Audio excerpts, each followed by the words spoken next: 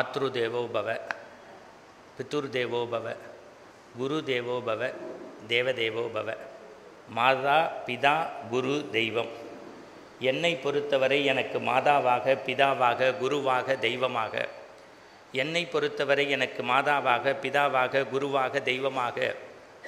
காவி உடைக்குள் ஒரு கற்பூர தீபமாய் நம்மால் விளங்க முடியாத விஷயங்களையெல்லாம் தன்னுடைய வீரிய விழிகளில் விளங்கச் செய்து இந்த மண்ணையும் மக்களையும் காப்பதற்காகவே ஆதிசங்கரர் மரபிலே தோன்றி 68வது குருபீடமாக அவதரித்து இந்த மண்ணை உய்விப்பதற்காக அவதாரம் செய்த ஜகத்குரு என்று சொல்லி குழந்தைகளால் உம்மாட்சி தாத்தா என்றும் பெரியவர்களால் மகா பெரியவர் என்றும் நம்பிக்கையோடு அழைக்கக்கூடிய காஞ்சி மகானினுடைய திருவடிகளை உங்கள் பலத்த கைத்தட்டல்களோடு சேர்ந்து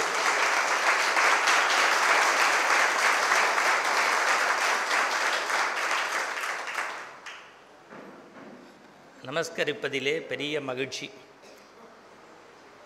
இந்த மடிப்பாக்கம் சத் சங்கத்தில் என்ன நீங்கள் புரட்சி பண்ணியிருக்கீங்கன்னா எனக்கு தெரியாது. ஆனால் உங்கள் செயலர்கிட்ட கைகூப்பி சொல்லுவேன், 32 வருஷமாக நான் பேசுகிறேன். 14 வயசுலேருந்து பேச ஆரம்பிக்கிறேன். எனக்கு 50 முடிஞ்சிருக்கு. ஒரு 7000 கூட்டம் பேசியிருப்பேன். 22 நாடுகளுக்கு போயிருப்பேன். வாழ்க்கையில் வந்த உடனே பேச்சாளருக்கு 5 நிமிஷத்தில் மைக்கு கொடுத்த ஒரே இடம் மடிப்பாக்கம் சத் சங்கம்தான். நான் வந்ததே 10 நிமிஷம் லேட்டு. அப்புறம் அவா 3/4 மணி நேரம் பேசிவிட்டு அப்புறம் பேசும்பா. நான் பேசுகிறதுக்கு என்ன இருக்குது, நன்றி வணக்கம்ன்றுவேன். அதனால் உங்கள் எல்லாருடைய திருவடிகளையும் வணங்கி, அதுலேயும் செக்ரட்டரி மாமாவுக்கு உயிர் இசிஜி மாதிரி போய் வருது. மாமா ராமர் காட்டிய பாதம் மட்டும் பேசுங்கன்னார். நான் சொன்னேன், திருவண்ணாமலையை பற்றி பேசவே மாட்டேன், கவலைப்படாதீங்கன்னு. நான் சொல்கிறது திருவண்ணாமலை ரமண மகரிஷி பற்றி. அவர் நான் சைவம் பேசிட போகிறேன்னு சொல்லிட்டு இன்றைக்கி வைஷ்ணவம்னு சொன்னார். எப்படி கரெக்டாக? நீங்கள் கவலையே படாதீங்க. இன்னும் 50 வருஷம் இல்லை, 5000 வருஷத்துக்கு ராமநாமம் இந்தியாவில் ஒழிச்சுண்டு தான் இருக்கும். எனக்கு ரொம்ப பூரிப்பாக இருக்குது. ஏன்னா ஒரு அயல்நாட்டு பயணம் போகிறதுக்கு முன்னாடி ஒரு நல்ல இடத்துல பேசிட்டு போகிறது. பெரியவா எப்போதுமே சொல்லுவாளாம், எம்எஸ்எம்மா போனால் உனக்கு மனசுக்கு பிடிச்ச ஒரு இடத்துல கச்சேரி பண்ணிட்டு போகும்பாராம். விக்கு விநாயகராம் வாசிக்க போனார்னா உனக்கு பிடிச்ச இடம் 2 பேர் உட்காந்துருந்தாலும், அது கூட அண்ணாவுக்கு சொன்னார், கொஞ்சம் கூட்டம் குறைவாக இருக்குதுன்னு நினைக்காதீங்கன்னார். ஆனால் என்னையை பற்றி அண்ணாவுக்கு தெரியாது. நான் டிவி ரேடியோவில் பேசுகிற ஆள், அங்கே ஆளே இருக்க மாட்டா, வெறும் கேமராமேன் மட்டும்தான் இருப்பார். ஆக்ஷன் பார். நான் ஆள் இல்லாமையே 6 மணி நேரம் ராமாயணம் சொல்லுவேன். இங்கே இப்போ 250 பேர். அதுவும் பாருங்கள், இந்த மாமியெல்லாம் எவ்வளோ கொடுத்து வச்சுருக்கா. பாண்டியன் ஸ்டோரையும் குக்கு வித்து கோமாளியும் விட்டுட்டு வீக்லி டேஸில் ஒருத்தர் ராமாயணம் கேட்க வந்திருக்கிறதே சத்சங்கத்துக்கு கிடைத்த பெரிய வெற்றி. இடையில யாராவது ஆற்றுக்கு போகணும்னு நினச்சா நான் தப்புன்னு சொல்ல மாட்டேன். 2 பேராக போகணும். 5 பேராக போய் எனக்கு ஹார்ட் அட்டாக் வர்ற மாதிரி பண்ணக்கூடாது. ஏன்னா சில சமயம் உபன்யாசம் கேட்க வரும்போது தனியாக வருவேன், போகும்போது பக்கத்தில் இருக்கவாளையும் கலப்பிடுவேன், வா அவன் முடிக்கவே மாட்டான் அப்படின்னு. அதனால் எனக்கு என்ன பெரிய பெருமைன்னு சொன்னால், ஆதிசங்கர பகவத்பாதாவுக்கு வடக்குநாதர் டெம்பிள் திருச்சூரில் சன்னதி இருக்குது. காஞ்சிபுரம் ஓரிகையில் ஒரு சன்னதி இருக்குது. திருச்சியிலேருந்து லால்குடி போகிற வழியில் திருமாந்துரைன்னு ஒரு ஊர் உண்டு. ஞானசம்பந்த சுவாமிகள் பாடியது. மாங்கனி உடைந்து தேங்கவையில் வந்து மாண்பு நல் விளைந்த வளநாடா மாந்ததவர் உண்பர்கோன் பரவி நின்ற மாந்துரை அமர்ந்த பெருமானேன்னு. அங்கே வெளியில் ஆதிசங்கரருக்கு சன்னதி உண்டு. இந்திய தேசத்தில் ஒரு 100 இடத்துல சன்னதி இருந்தால் ரொம்ப பெரிய விஷயம். ஆதிசங்கரருக்கு பிரத்யேகமாக உருவம் வைத்திருப்பதனாலேயே இந்த இடம் மிகப்பெரிய வைப்ரேஷன் உள்ள இடம். அதுவும் விநாயகர் நேரில் பேசுகிறார். இந்த விநாயகர் இங்கே உள்ள பிள்ளையார்கிட்ட உங்கள் எல்லாருக்குமே சொல்கிறேன், உங்கள் குழந்தைக்கு கல்யாணம் கேட்டால் கொடுத்துருவார், வேலை கேட்டால் கொடுத்துருவார், காசு பணம் கேட்டால் கொடுத்துருவார், கார் கேட்டாலும் கொடுத்துருவார். எதையும் கேட்கலன்னா பிள்ளையார் தன்னையே கொடுத்துருவார். அவ்வளோ சக்தி வாய்ந்தவர். நீங்களாக கேட்டால் உங்கள் தகுதிக்கு தான் கேட்க தெரியும், பிள்ளையாராக கொடுத்தா அவர் தகுதிக்கு கொடுப்பார். பெரியவா தெய்வத்தின் குரல் 3வது பாகத்தில் எழுதுகிறார், சுவாமிகிட்ட அல்பமாக அது வேணும் இது வேணும்னு கேட்காத, எனக்கு என்ன வேணும்னு நீ பார்த்துக்கோன்னு சொல்லிடுன்னு. அந்த சிவாச்சாரியாருக்கு ஒரு கைத்தட்டு கொடுத்துருங்க. ரொம்ப ஆத்ம சுத்தத்தோடு பண்ணுறார். நான் முதல்ல அதே மாதிரி இங்கே வந்தோடனே நான் ரெஸ்ட் ரூம் தான் போவேன்.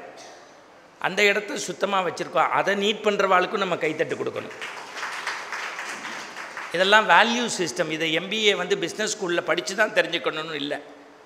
இதை விட எனக்கு இன்னைக்கு பெரிய வருத்தம் என்னென்னா, 30 வருஷம் பேசுகிறேன், ஒரு நாள் என் ஒய்ஃபு என் கூட்டத்தை கேட்டதில்லை. லைஃப்பில் ஃபஸ்ட்டு டைப் என்னோட பேசணும்னா பேசுகிறதுக்கு டைம் இல்லை, காரில் வேணா வான்னேன். அவள் உண்மையான ராமபக்த, டெய்லி ஸ்ரீராம ஜெயம் நோட்டு வச்சு எழுதுவா. அதனால இன்றைக்கி முதல்ல என் ஒய்ஃபும் என் பேச்சை கேட்க வந்திருக்கா. அதனால் என் பேச்சில் இன்றைக்கி அச்சம் இருந்தால் 2 பேர் காரணம். ஒன்று என் ஒய்ஃபு, இன்னொன்று அதை திட்டமிட்டு ஏற்பாடு பண்ண உங்கள் சுரேஷ் பாகவதர், நாகராஜண்ணா, 2 பேர் தான் காரணம்.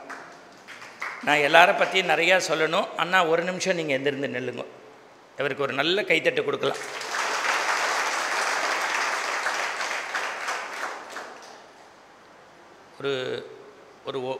ஒரு மாதம் 1.5 மாதத்துக்குள்ளே ஒரு பெரிய நிகழ்வில் அவரை சந்தித்தேன்.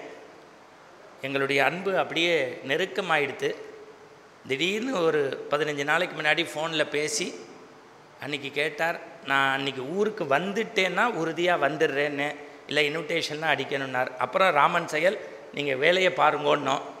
இன்றைக்கி ராம மந்திரத்தை உச்சரிக்கக்கூடிய பாக்கியம் எனக்கு இந்த கொடுத்த சத்சங்கத்தினுடைய அத்தனை அடியார் திருக்கூட்டத்தினுடைய திருவடிகளையும் வணங்கி மகிழ்கின்றேன். பாருங்க, இப்போ நான்லாம் ஜீன்ஸ் போட்டுக்கிறவன் வேஷ்டி கட்டின்னு வந்துட்டேன். எப்போதுமே வேஷ்டி கட்டிக்கிற சுரேஷ் பாகவதர் பேண்ட் ஷர்ட்டையோடு வந்திருக்கார். அது நீங்கள் அவருக்கு ஒரு நல்ல கைத்தட்டு கொடுக்கணும். உலகத்தில் நீங்கள் மறந்துடக்கூடாது. நமக்கு இலவசமாக கிடைக்கும் போது அதோடைய வேல்யூ தெரிய மாட்டேங்குது. கடையநல்லூர் பாகவதருடைய பாட்டு கச்சேரி ஹூஸ்டன்லேயோ சிகாகோலையோ இல்லை கலிஃபோர்னியாலேயோ போட்டால் 300 சீட்டு இருக்கும். 200 பேர் வெளியில் அந்த ஸ்க்ரீன் வச்சு பார்க்குறா. சுரேஷ் பாகவதர் இந்த மடிப்பாக்கத்தில் இருக்கிறது நீங்கள்லாம் கொடுத்து வச்சுருக்கணும். இந்த கை கட்டி நிற்கிறார் பாருங்க எங்கள் அண்ணா வாசலில். அவரையும் நாகராஜனையும் ஏன் நான் திருவடி தொடரேன்னா, நாகராஜன் உங்கள் மடிப்பாக்கம், எனக்கு கூட பிறக்காத அண்ணா மாதிரி எங்கள் மண்ணி உக்காந்துட்டு இருக்கா. அவள் ஒரு அன்னபூரணி போட்டுகிட்டே இருப்பா சாப்பாடு. என் வயிற்றை பார்த்தாலே தெரியும் உங்களுக்கு. நான் ராமன் காட்டிய வழிக்கு வர்றதுக்கு முன்னாடி என்ன சொல்லி நீ வரலாம் மறந்துடுவேன். 30 வருஷம் கவர்மெண்ட்டில் இருந்தார் சார். மினிஸ்டர்கிட்டையும் கூட இருந்தார், கொறடாக்கிட்டையும் ப்ரைவேட் செக்ரட்டரியாக இருந்தார். லஞ்சம் வாங்காத மனுஷன். அது பெருசு இல்லை. யாராவது ஏதாவது செய்யணுன்னா கூட சபரிமலை ஐயப்ப சேவா சங்கத்துக்கு இது பண்ணுவார். இது வரைக்கும் 100 தடவைக்கு மேலே இரத்த தானம் கொடுத்தவர் உங்கள் நாகராஜன். இந்த சத்சங்கம் நன்னா இருக்கணும்னா நான் உங்கள் எல்லாத்தையும் பணிந்து சொல்கிறேன். முடிஞ்சவா பணம் இருக்கிறவா அள்ளி கொடுங்கோ, முடியாதவா கிள்ளி கொடுங்கோ, அதுவும் முடியாதவா உடல் உழைப்பு கொடுத்துட்டு போங்கோ, அதுவும் முடியாதவா சத்சங்கத்து கமிட்டியை பற்றி தப்பு பேசாமல் போங்கோ. 100 வருஷம் சத்சங்கம் நன்னா இருக்கும். என்ன செக்ரட்டரி சார், நீங்கள் சொன்னதெல்லாம் சொல்லிட்டேனா? அவர் பார்க்குறார், சொந்த செலவுலேயே நம்ம சூன்யம் வச்சுட்டோண்டா. ஒன்று தெரிஞ்சுக்கோங்க, இன்றைக்கி எல்லாருமே தேசமே கொண்டாடிக்கக்கூடிய அந்த கம்பீரமானதை ஒரு 3 மணி நேரம் பார்த்ததுக்கப்புறம் மயிர் கூச்சல் ஏற்படுது. அதெல்லாம் கால வெள்ளத்தால் அழியாத கல்வெட்டு. ராமபிரானுடைய அருள் பரிபூர்ணமாக இருக்கட்டும். தேசாபிமானம், இந்த இவரெல்லாம் எனக்கு ரொம்ப காலமாக தெரியும். அவர் வெறும் காவி துண்டு மட்டும் இல்லை, உள்ளத்தில் முழக்கொண்டு அந்த தேசாபிமானம் உண்டு. இங்கே உள்ள எல்லாரையும் கைகூப்பி வணங்குவதில் ரொம்ப கடமைப்பட்டிருக்கேன். நான் திருப்பி சொல்கிறேன், அன்னன்னைக்கு கூட்டம் அமைகிறதும் இடங்களில் பேசுகிறதும், அதுவும் இந்த பக்கம் பெரியவர், இந்த பக்கம் ஆதிசங்கரர். அதுவும் ஆதிசங்கரர் பிரதிஷ்டிக்கு காரணமானவர் யாருன்னா சேலம் சுவாமிகள்னார். இன்னும் 10 வருஷத்தில் எழுதி வச்சுக்கோங்க. நமக்கு முந்தைய தலைமுறை பெரியவாளை சொன்னோம், அதுக்கு முந்தைய தலைமுறை 5000 வருஷத்துக்கு முன்னாடி ஆதிசங்கரரை சொன்னோம். இன்னும் 10 வருஷம் கழித்து நெரூர் சாமிகள் இந்த மண்ணில் பேசப்படுவார். தபசு நரசிம்ம பூஜை அப்படி பண்ணுறார். என்னுடைய மானசீக குருநாதர்களில் அவர் ஒருத்தர். அந்த முகமெல்லாம் தேஜஸ், படிப்பு. பிரம்மச்சரிய விரதம் இருக்கிறதுங்கிறது அவ்வளவு எளிமையான விஷயம் அல்ல. இளமையிலேயே துறவு போனவர். நிறைய இந்த விஞ்ஞான உலகத்திலையும் விளம்பரம் வேண்டான்னு சொல்லி ஒரு தபசாக்கின்னு இருக்கவர். நெரூருக்கு சதாசிவ பிரம்மேந்திர மடத்துக்கு போனேன்னா மறந்துடாமல் அவருடைய பார்வையை பட்டுண்டு வாங்கோ. நான் மீண்டும் சொல்கிறேன், இன்றைக்கி மணிகண்டனுக்கு காரு, பணம், புகழ், பேச்சு, இந்த டிவிக்காரங்க எல்லாம் இருக்கலாம். 35 வருஷத்துக்கு முன்னாடி எனக்கு சோத்துக்கு வழியே கிடையாது. கார்த்தால் சாதம் போட்டால் மத்தியானம் சாப்பாடு கிடையாது. ராத்திரி தான் எங்கள் அம்மா போடுவா. ஆனால் இன்றைக்கி சாதம் சாப்பிட நேரம் இல்லாமல் ஃப்ளைட்டில் பிஸ்னஸ் கிளாஸில் போகிறேன்னா பகவான் போட்ட பிச்சைங்கிறத நான் நன்றியோடு சொல்கிறேன். சுவாமியை சிக்கனை பற்றிக்கோங்க. அதே மாதிரி ஐரிஷ் விஷன், அவருக்கு ஒரு கைத்தட்டு கொடுக்கணும். நாடு முழுக்க வெறும் ஆன்மீகம், இலக்கியம், பட்டிமன்றம் இதை எடுத்து ஒளிபரப்புறதுக்காகவே தான் சொந்த பணத்தை செலவு பண்ணி பண்ணுறான் அந்த மனுஷன். ஐரிஷ் விஷன் பெரிய, நீங்கள் யூடியூப்பை வச்சு கோடியெல்லாம் சம்பாதிக்க முடியாது. அதில் ஆரோக்கியமான விஷயத்தை பண்ணுறார். இன்றைக்கி கார்த்தால் அடித்தார், சார் நான் சத்சங்கத்தில் எடுக்கிறேன்னு. ஏன்னார், அங்கே ஒரு 300 பேர் கேட்பா, ஒரு 3000 பேருக்கு இதை நான் ஒளிபரப்புவேன் சார்னார். அதனால் உங்கள் இந்த இந்த இந்த விழா கமிட்டிக்கு நெஞ்சார நன்றியை சொல்லிவிட்டு, முன்னாடி நம்ம கோவையில் போனோம், பல்லவனில் போனோம், அப்புறம் சதாப்தியில் போனோம். இப்போ வந்தே பாரத் மூடியாச்சுன்னா திறக்காது. வந்தே பாரத்னோன்னு 3 பேர் மட்டும் யோசிச்சு கைத்தட்டுறேன். இன்னமும் நாட்டில் வந்தே பாரத் மட்டும்தான், கவலையே படாதீங்க. நான் சொல்கிறது ட்ரெயின். அப்பா இப்போ தான் செக்ரட்டரி மாமாவுக்கு ஒரு ஸ்மைல் வருது. உலகத்தில் கஷ்டமாக இருக்கிறது கமிட்டியில் செக்ரட்டரியாக இருக்கிறது தான். ஏன்னா வர்றவன் சும்மா இருக்க மாட்டான். போகும்போது எப்படிப்பா நிகழ்ச்சி இருந்தது, நன்னா இருந்தது, அந்த பொங்கலில் உப்பு பத்தலேம்பான். நம்ம ஆத்தில் அடுத்த வேறு ஆள் வந்தாலே காஃபிக்கு யோசிக்கிறோம். நம்ம நன்னா யோசிச்சுக்கோங்க. அதனால் சத்சங்கத்தில் எல்லாருக்கும் நன்றியை சொல்லிவிட்டு, உலகம் யாவையும் தாமுள ஆக்கலும், உலகம் யாவையும் தாமுள ஆக்கலும், நிலை பெறுத்தலும் நீக்கலும் நீங்களா அழகிலா விளையாட்டுடையார் யார் அவர் தலைவர் அன்னவர்க்கே சரண் நாங்களே என்று 10,000 பாட்டை முத்தாக தந்தவன் நம்முடைய கவி சக்கரவர்த்தி கம்பன். ராமாயணம் துளசிதாசரும் எழுதினார், வால்மீகியும் வடமொழியில் எழுதினார். ஆனால் நாம் இன்றைக்கு ராமன் காட்டிய வழி என்கின்றது கொஞ்சம் எல்லோரும் செட்டில் ஆகிட்டேன்னா பரவாயில்ல. ஆனால் இப்போல்லாம் இடைஞ்சல் இருந்தால் பேச முடிய மாட்டேங்கிறது. நான் ஆற்றுல ரொம்ப பேச முடியலன்னு தான் வெளியில் வரேன். அங்கே யார் இப்போ சிரிச்சா அவளுக்கு ஒரு கைத்தட்டு, அதான் ரசனை. அந்த மாமி நம்ம ஆற்றுல நடக்கிறது பிள்ளையா அந்த அப்படியே சொல்கிறான்னு நினைக்கிறேன். ஆற்றுக்கா அப்படி தான். உங்கள் ஆற்று மாமாவா பார், 70 வயசு கிடஞ்சி மாமியை பக்கத்தில் வச்சுட்டு ஒரு ஆம்பளை சிரிக்கிறாரே, அதுவே பெரிய விஷயம். இதை விட சத்சங்கத்தில் வேறு என்ன மகிழ்ச்சி. நான் ஒன்று இங்கே பாருங்கள் மாமா, நான் இன்றைக்கி ஒன்று சொல்கிறேன். நிகழ்ச்சி தொடங்குறதுக்கு முன்னாடி, மருந்து மாத்திரையே நீங்கள் சாப்பிடாமல் இருக்கணும்னா நல்லா மனம் விட்டு சிரிங்கோ. ஆடி காரில் போகிறதில்ல லைஃப், ஆஸ்பத்திரிக்கு போகாமல் இருக்கிறது தான் லைஃப். போகிறோம் காசு போன தப்பாக நினச்சிக்காதீங்க. கொரோனா வந்தபோது அருணா கயிறு அத்துன்னு விட்டுட்டான். நீங்கள் டாக்டர் ஆற்றுக்கே போகாதீங்க. போனோன்னு டாக்டர் சொல்வார் மூச்சை இழுத்து விடும்பார். நம்ம விட்டுறக்கூடாதுன்னு தான் போயிருக்கோம். நாக்கை நீட்டு, கண்ணை காட்டு, பின்னாடி திரும்பி எல்லாம் பண்ணிவிட்டு என்ன பண்ணுறதும்பார். இவ்வளோ நேரம் அவர் என்ன பண்ணாருன்னு சொல்ல முடியாது. நான் பெரியவா சாட்சியாக சொல்கிறேன். 4 நாளைக்கு முன்னாடி டாக்டர் பார்க்க போகிறேன். உள்ளேருந்து நர்ஸ் வந்தா, மணிகண்டன் அப்படின்னா. டாக்டர் எங்கன்னு, வாயை மூடு, தெர்மாமீட்டர் வச்சு எக்ஸ்ரே எடுத்து இசிஜி எடுத்து 8,000 ரூபா பில்லு. உள்ளேருந்து டாக்டர் வந்தார். என்னப்பா அப்படின்னார். எங்கள் அப்பா அம்மாவுக்கு அடுத்த மாதம் சதாபிஷேகம், பத்திரிக்கை கொடுக்க வந்தேன். போட லூச்சு பேல. இன்றைக்கி சிரிக்கிறதையே மறந்துட்டோம் சார். இப்போ பாருங்க, அதுவும் இந்த டிவியில் இயற்கையாக கைத்தட்டு போடுறான் பாருங்க, அருவருப்பாக இருக்குது. சாயந்தர நேரத்தில் எங்கள் பாட்டியெல்லாம் உயிரோடு இருக்கும்போது விளக்கு வச்சாச்சுன்னா கொல்லை பக்கம் கதவை சாத்து, வாசப்பக்கம் கதவை துற, மகாலட்சுமி வர்ற நேரம் முடி விரித்து போட்டுக்கக்கூடாது, கை கால் அலம்பிக்கோ, விபூதி வச்சுக்கோ, உங்கள் அப்பா வரான் பெல்ட்டால் உரிச்சு போடுவான், படிக்கிற மாதிரியாவது நடிம்பா. இப்போ 6:30 மணிக்கு லைட்டை ஆஃப் பண்ணி மயான பூமியாக அழ ஆரம்பித்தோம்னா 11:30 வரைக்கும் அடறோம். ஏன் அவளாவது எபிசோடில் 2 லட்சம் வாங்கிட்டு அடறா, மாமி நம்ம கொடுத்துட்டு அடறோம். இதுதான் உண்மை. அதனால் அந்த ராம நாமத்தை இன்றைக்கி எல்லாரும் சேர்ந்து ஜபிக்க போகிறோம். கம்பன் காட்டிய ராமன். ஏன் கம்பனை நம்ம கொண்டாடணும்? பாரதி ஒரு வார்த்தை சொல்கிறான், பாரதி யார் தெரியுமா? சொல்லடி சிவசக்தி என்னை சுடர்முகு அறிவுடன் படைத்து விட்டாய், வல்லமை தாராயோ இந்த மாநிலம் பயனுற வாழ்வதற்கே. சோத்துக்கு வழி இல்லாத போது கூட சொசைட்டி நன்னா இருக்கணும்னு பராசக்திகிட்ட கேட்டவன்.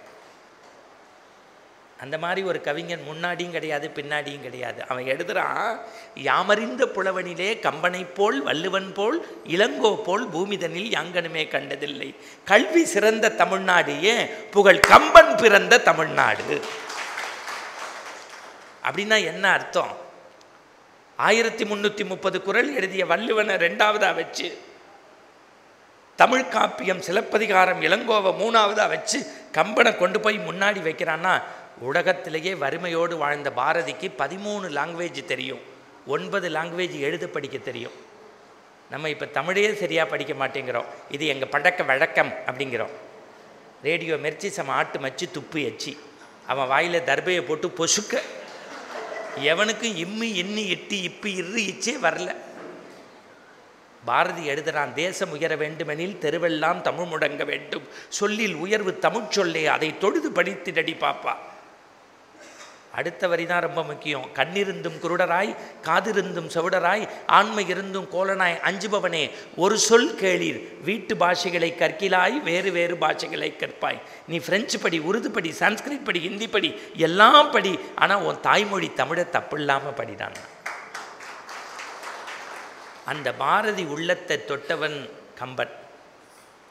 அந்த கம்பன் காட்டிய ராமன், இது என்ன ராமாயணம் எடுத்து பேசணும்னா மணிக்கணக்காக பேசணும், நாள் கணக்காக பேசணும், அப்புறம் அது சரவண மீனாட்சி மாதிரி ஆகிடும், தொடரும் போட்டுட்டே இருக்கணும்.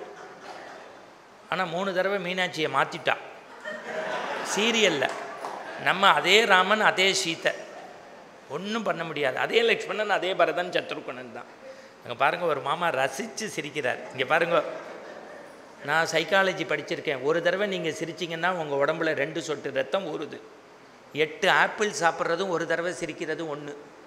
இன்றைக்கி உங்களுக்கெல்லாம் நோய் இல்லாமல் பண்ணதுக்கு சத்சங்கத்துக்கு நன்றி சொல்லணும். அதுக்காக இன்றைக்கி ராத்திரி 1:30 மணிக்கு உங்காத்து மாடியில் ஏறி நின்று கையை விரித்து 5 லிட்டர் ரத்தத்தை மொத்தமாக ஏற்றுறேன்னு ஏற்றி, அப்புறம் நாளைக்கு பிள்ளையார் கோவிலுக்கு வரும்போது 2000, 4000, 8000 அப்படின்னா மாமா எனக்கு ஃபோன் பண்ணி மிருதங்க மாதிரி என்னையை வாய்ச்சிருவார். ஏண்டா இப்போ சத்சங்கமே சிரிப்பாக சிரிக்கிறதுன்னு. அப்படி இல்லை, எல்லாருமா கூடி உக்காந்து இந்த மாதிரி நன்னா சிரிக்கணும். இப்போ நன்னா கேட்டுக்கோங்க, இந்த கம்பன் படை வழியில் தான் நம்ம ராமனை சேவிக்க போகிறோம். தசரத சக்கரவர்த்தியை பற்றி ஒத்த வார்த்தை சொல்கிறேன். எப்படி அவன் நாட்டை ஆள்றான்னா ஒரு வார்த்தை போடுறான், வரியன் ஓம்பும் ஓர் செல்கதி இனிது காத்து அரசு செய்தான். எப்படி? வரியன் ஓம்பும் ஓர் செல்கதி இனிது காத்து அரசு செய்கின்றான். ஒரு ஏழை விவசாயிக்கு சின்னதாக நிலம் இருந்தால் அதை எப்படி கண்ணும் கருத்துமா பாதுகாப்பானோ அதுபோல் தசரத சக்கரவர்த்தி மக்களை குறையில்லாமல் பாதுகாத்தான். அப்புறம் என்ன? ஒரே ஒரு குறையான். என்ன குறை? எனக்கு பின் இந்த வையகம் மறுகுறும். சுவாமியே, எனக்கு எல்லாம் கொடுத்துட்ட, பொண்ணை பொருளை மணியை எல்லாம் கொடுத்துட்ட, ஆனால் எனக்கு ஒரு வாரிசுன்னு ஒன்று கொடுக்கல. கொடுத்தா தானடா இந்த மக்களை பாதுகாப்பான். வரியன் ஓம்பும் ஓர் செல்கதி இனிது காத்து அரசு செய்கின்ற தசரத சக்கரவர்த்திக்கு மனமெல்லாம் வருத்தம். என்ன வருத்தம்? எனக்கு பின் இந்த தேசம் மறுகுறும், வீணா போயிடுமே. ஏன்? தேசத்தில் நல்லவா ஆட்சி செய்தாதான் நல்லதுன்னு நான் சொல்லலை, கம்பன் சொல்கிறான். புரிஞ்சவா? புரிஞ்சுக்கோங்க. இன்னும் 3 மாதம் இருக்குது. ஆனால் விடிய விடிய ராமாயணம் கேட்டுட்டு ஓட்டு போடுற அன்றைக்கி ஊருக்கு போகக்கூடாது. சரி, விஷயத்துக்கு வருவோம். பிறகு அவர்களுடைய குலகுரு ஏற்பாடு செய்து யாகம் செய்கின்றார்கள். புத்திர காமோஷ்டி யாகம், சொம்புல பாயசம், 3 மனைவி, 60,000 + 3 மனைவி தசரதனுக்கு. மாமா உடனே என்னை பார்க்கப்படாது, அது கதையில் இருக்குது. எங்கள் தாத்தா கூட மொத்தம் 13 குழந்தைகள், எங்கள் அப்பா 8வது குழந்தை. அதை தவிர எங்கள் தாத்தா போஸ்ட் மாஸ்டராகவும் இருந்திருக்கார். இல்லை, டெலிவரி நன்னா பண்ணார்னு சொல்கிறேன். அது அவாவா தாத்தாவை பொறுத்து. சார் இன்றைக்கி வர்றது சார், ஒன்றும் பண்ண முடியாது. இந்த சத்சங்க மேடை அப்படி வர்றது. அங்கே பார், கணக்கு எழுதினவாவே பேனாவை மூடிட்டு சிரிக்க உட்காந்துட்டார். இந்த சத்சங்கத்தில் எனக்கு ஒன்றும் சம்பாவனையே வேண்டாம். இங்கே பேசுகிறதுக்கு இந்த ஆடியன்ஸ்கிட்ட கோடியை கொடுத்துட்டு பேசலாம். ஆனால் உங்களுக்கு செக்ரட்டரி மாமாவை பற்றி தெரியாது. சத்சங்கத்துக்கு வர்றவா நன்னா பேசிட்டா தான் கழுத்தில் போட்டிருக்க செயினையே கழட்டி போட்டுருவார். மாமா பதறார் நாகராஜன்ட்ட, எங்கே இருந்துடா இவனை பிடிச்சேல் அப்படின்னு. இப்போ மறந்துடக்கூடாது, எனக்கு பின் இந்த வையகம் மறுகுரும்னு சொன்ன உடனே அந்த மனக்குறையை போக்கின்றான் அவருடைய குலகுரு. பாயசம் சாப்பிட்றா, குழந்தைகள் பிறக்கிறது. ராமர், லக்ஷ்மணர், பரதர், சத்ருகுணர். பிறந்தது கோசலையின் மகன்தான் ராமணன். வளர்ந்ததெல்லாம் சித்தி. முதல்ல சித்தியால் வளர்க்கப்பட்டவன் ராமன். சின்னம்மாவால். நான் சொல்கிறது ராமாயணம். எல்லாரும் ரொம்ப நன்னா வளர்ந்துட்டு இருக்கா, எந்த குறையுமே இல்லை. தசரத சக்கரவர்த்தி கண்ணாடியில் போய் இப்படி அலங்காரம் பண்ணிக்கிறான், தன்னை தலையை வாரிக்கிறான். ஒரே ஒரு மயிர் நிறைச்சிருக்கு. இப்போ மாமா கேட்டார் என்னைய, அன்றைக்கி பார்த்தேன் உங்களுக்கு முடி நிறைக்கலை, இன்றைக்கி பார்த்தேன் நிறைக்கலைன்னார். அது ஒரு இளமையின் ரகசியம். அதெல்லாம் கீவாஜா பேசி கேட்கணும். கம்பராமாயணம் எனக்கு தெரிஞ்சு 100 பேர் பேசியிருக்கா நம்ம நாட்டில். ஆனால் ஜஸ்டிஸ் இஸ்மாயில் மாதிரி ஒருத்தர் பொழிப்புரை எழுதியதில்லை, ஆசாங்கா மாதிரி எழுதியதில்லை, வாரியார் சாமிகள் புலவர் கீரன் மாதிரி இல்லை, திருச்சி ராதாகிருஷ்ணன் மாதிரி இல்லை. கீவாஜான்னு இருக்கார். அபிராமி அந்தாதிக்கு விளக்கம் தந்தார். கீவாஜாவை பற்றி ஒரு நிமிஷம் சொல்லிவிட்டு ஒரு 9 மணி வரைக்கும் போகலாம் இல்லையோ. ஏன்னா நான் சொல்கிறேன்னு கோச்சிக்காதீங்க, நான் ஆஸ்திக சமாஜத்தில் பேசியிருக்கேன், அயோத்தியா மண்டபத்தில் பேசியிருக்கேன், கம்பன் கடகத்தில் பேசியிருக்கேன். இந்த க்ளோஸ்டு ஆடியன்ஸ் ஏதோ இந்தியாவே உட்காந்துருக்க மாதிரி இருக்குது. ரசித்து கேட்குறீங்க. எனக்கு யாராவது ரசிக்கிறவாளை பார்த்தா தான் பேசுகிறவனுக்கு பிடிக்கும். அண்மையில் ஒரு ஹியூமர் கிளப்பில் பேசினேன், 100 ஜோக் சொன்னேன். முதல்ல ஒருத்தர் 100வது ஜோக்குக்கு அப்படின்னு சிரித்தார். என்ன மாமான்னு, இப்போ தான் எனக்கு முதல் ஜோக்கே புரிஞ்சதுன்னார். ஆமாம். இப்போ நாகராஜ் சார் சிரிக்கவே மாட்டார், ஏன்னா ஒய்ஃபோட கூட வர்றதுனால. எங்கள் மண்ணி சிரிச்சுட்டே இருப்பா.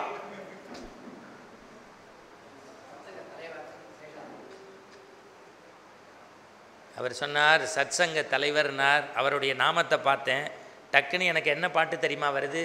குலசேகர ஆழ்வார் நாராயணனை பார்த்து சொல்வான், படையேடாய் ஆகேனோ, பார்க்குவளை ஆகேனோ, தொட்டு விரல் தொட்டருளும் சுண்ணாம்பு ஆகேனோ, மிதியடியாய் ஆகேனோ, நாற்காலி ஆகேனோ, எதுவேனும் ஆகேனோ. இந்த மாதிரி மக்களை தயார் பண்ணி வைத்த தலைவருக்கு நான் எதுவேனும் ஆகேனோ. நல்ல ஒரு கைத்தட்டு கொடுங்க, இன்னும் 100 வருஷம் நன்னா இருப்பேன். நான் ராமாயணத்தில் தான் படிச்சிருக்கேன். தம்பி அண்ணனுக்கு சேர் கொடுத்துட்டான்னு இங்கே தான் பார்க்குறேன். செக்ரட்டரி தரையில் உட்காந்து தலைவருக்கு சேர் கொடுத்தது. அதனால தான் செக்ரட்டரி. அந்த எளிமை தான் யாவருக்கும் நன்றாம் பணிதல். இப்போ இவரை பாராட்டி எனக்கு ஒன்றும் ஆற்றுல அடுப்பறிய வேண்டிய அவசியம் இல்லை. ஆனால் தமிழகத்தினுடைய சாபக்கேடு நல்லவர்களை பாராட்டாமல் இருப்பது. சரி, இப்போ கீவாஜாவை சொல்லிவிட்டு திருப்பி ராமாயணத்துக்குள்ளே, ஏன்னா நல்ல ஆடியன்ஸ் இருக்கும்போது நல்ல விஷயத்தை சொல்லணும். கீவாஜா எப்படின்னு சொல்கிறேன். சென்னையில் இருக்கார், கடைசி வரைக்கும் அவரை வறுமையில் வச்சுருந்தோம், அது வேறு விஷயம். ராமாயணம் பேசுகிறதுக்கு திருச்சிக்கு புறப்படுறார். சாயந்தரம் 7 மணிக்கு ட்ரெயின் ஏறினா, அப்போல்லாம் 1970 கரியை போட்டு இன்ஜின் போட் மயில சுற்றி போகணும். 7 மணிக்கு இங்கே ஏறினா கார்த்தால 4 மணிக்கு திருச்சியில் போய் இறங்கியிருக்கார். செக்ரட்டரி ஒரு மாலையோடு வந்திருக்கார். கீவாஜா மாலை அப்படி பிடிச்சிட்டு சொன்னாராம், காலையிலே மாலை வந்ததே. என்ன கிளாஸ். ஒருத்தர் ராத்துக்கு டிஃபன் பண்ண கூப்பிட போயிருக்கார். இன்றைக்கி எனக்கு சாப்பாடு சுரேஷ் ஆற்றுல போட்டுருவேல் இல்லையோ. ஏன்னா மன்னார்குடியில் ஒரு மாமி 3 நாள் உபன்யாசம் கேட்டு வாங்கோ எங்கள் ஆற்றுக்கு சாப்பிடுன்னா. நானும் 3வது நான் நம்பி போனேன். வாங்கோ வாங்கோ, வரக்கூடாதவாலாம் வந்திருக்கேன், வந்தால் சாப்பிடவா போகிறேன்னா. அப்புறம் நான் சொன்னேன், வேண்டான்னா நீங்கள் என்ன விட்டுறவா போகிறேன்னு. அப்புறம் மாமி சொல்கிறா, அப்படியே கை நினச்சாலும் குழந்தைக்கு கையில் 5 10 கொடுக்க மாட்டேன் இல்லைன்னா. மாமிக்கு 3, தங்கைக்கு 2, அண்ணாக்கு 6, 8 கூட்டச்ச மாதிரி இருக்கான். அப்புறம் நான் சொன்னேன், கொடுத்தா கூட வாங்குறாப்பிலையா வளர்த்து வச்சிங்கன்னு. அதனால் அதெல்லாம் கேட்டுக்கணும். இப்போ பாருங்க, என்ன சொல்லிகிட்டு இருந்தேன். கீவாஜா ஒருத்தர் ராத்துக்கு சாப்பிட கூட்டின்னு போனான். அப்போல்லாம் கதவு கிடையாது தமிழ்நாட்டில், பாதுகாப்பு இருந்தது. வாசலில் புடவை, அதுதான் கதவு. அப்படி தள்ளிட்டு உள்ளே போய் தான் வாயில் புடவையோன்னாராம். மேடைக்கு கூட்டின்னு போயிருக்கார். ட்ரெஷரரும் அவர் கூட படித்தவா. 3/4 மணி நேரம் கீவாஜாவை அறிமுகப்படுத்திட்டு, அவர் நம் சபைக்கு வருவது 3ஆம் தரம், அவருக்கு சொல்லின் செல்வர் என்ற பட்டம் உண்டு, அப்படி இப்படின்னு பேசிட்டு வேர்த்து விறுவிறுத்து அவர் உட்காந்துருக்கார். கீவாஜா மெதுவாக ஆரம்பித்தாராம். உங்கள் ட்ரெஷரர் என் கூட படித்தவர், ஆனால் என்னை விட கூட படித்தவர். அதனால்தான் வரவேற்புரையை 3/4 மணி நேரம் சொன்னார். நான் சபைக்கு வருவது 3ஆம் தரம், ஆனால் என் பேச்சு முதல் தரமாக இருக்கும். எனக்கு சொல்லின் செல்வர் என்ற பட்டம் உண்டு. ஏன்? நான் சொல்லின் எல்லோரும் ஆத்துக்கு செல்வர். என்ன கிளாஸ் மேன்! இதெல்லாம் நான் சொன்ன மேடையில் கோச்சிக்கிறாங்க. ஆனால் இன்றைக்கி 50 வருஷமாக மேடையிலையும் இந்த மாதிரி சத்சங்கங்களையும் கட்டி காத்த பேச்சாளர்கள் கூட திசை மாறிட்டாங்களேன்னு நினைக்கும் போது வருத்தமாக இருக்குது. ஆனால் என்னை பொறுத்தவரை எனக்கு இன்றைக்கும் அரபு நாடுகளில் கூப்பிடுவா பேச வரையலா, ஆனால் ஒன்று விபூதி இப்படி எடுக்கப்படாதுன்னு நான் சொல்லுவேன். செத்தாலும் பரவாயில்ல, உங்கள் பணம் எனக்கு வேண்டாம், சாகிற வரைக்கும் நான் இந்துவாக இருந்துட்டு போகிறேன். சரி, நான் இப்போ செய்திக்குள்ளே வரேன். இந்த தசரத சக்கரவர்த்திக்கு 4 குழந்தை பிறந்தது. 4 பேரும் வளர்ந்துட்டே இருந்தா.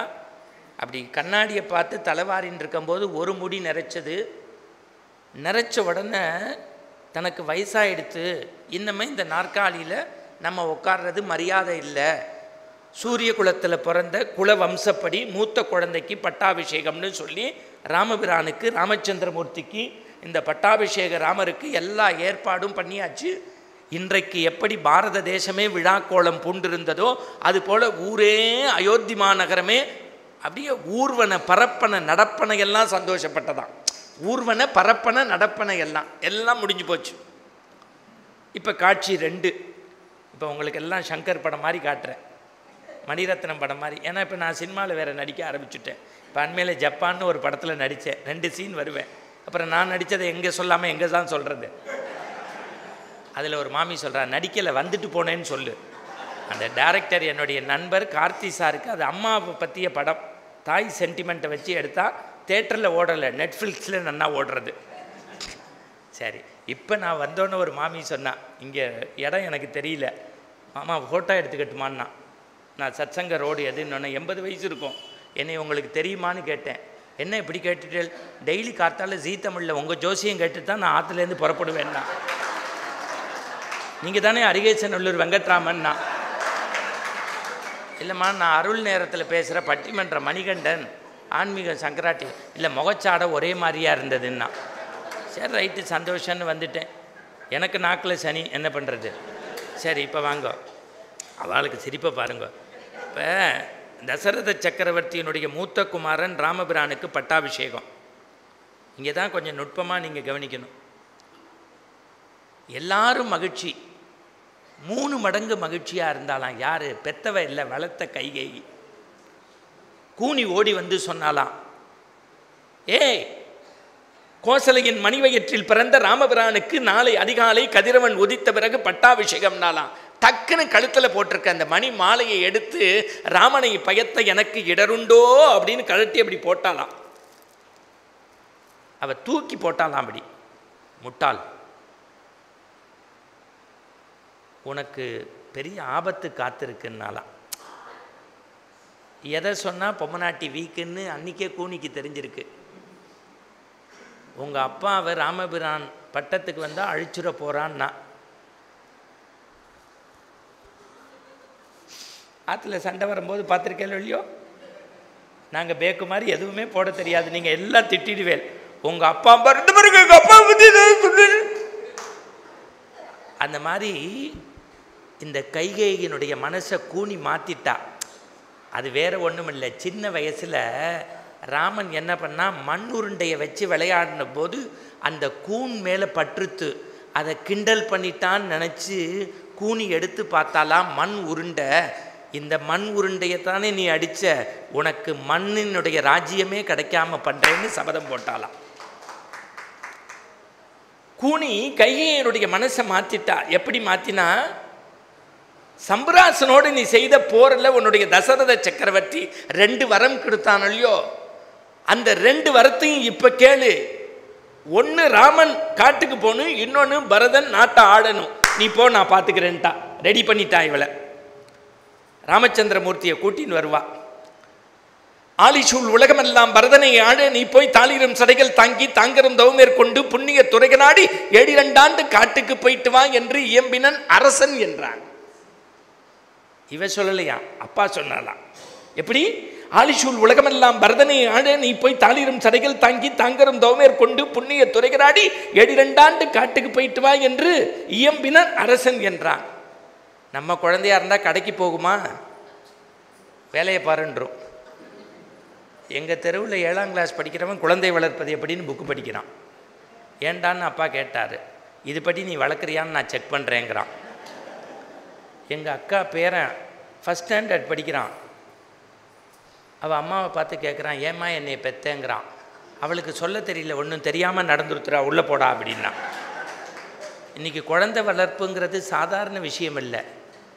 அடுத்த வார்த்தை ராமன் சொல்கிறான், மன்னவன் பணிகன்றாகிலும் நும்பணி மறுப்பெனோ என் பின்னவன் பெற்ற செல்வம் அடியேன் பெற்றதென்றோ. அம்மா அம்மா அம்மா அம்மா அம்மா, அப்பா சொன்னா என்ன, நீ சொன்னா என்ன? மன்னவன் பணிகன்றாகிலும் நும்பணி மறுப்பெனோ என் பின்னவன் பெற்ற செல்வம் அடியேன் பெற்றதென்றோ. அம்மா, நாளைக்கு இல்லை, இன்னைக்கு இல்லை, இந்த நிமிஷம் இல்லை, இந்த நொடியே மரவுரி தரித்து போறேன்னா. அதனால்தான் ராமச்சந்திரமூர்த்தி அம்மா சொல்லையே மதிக்காத இந்த மண்ணில் சின்னம்மா சொல்லை மதித்தவன் ராமன். அங்கே ஒருத்தர் புரிஞ்சு சிரிக்கிறார். நீங்கள் ராமாயணம் கேட்க வர்றது எனக்கு மகிழ்ச்சி.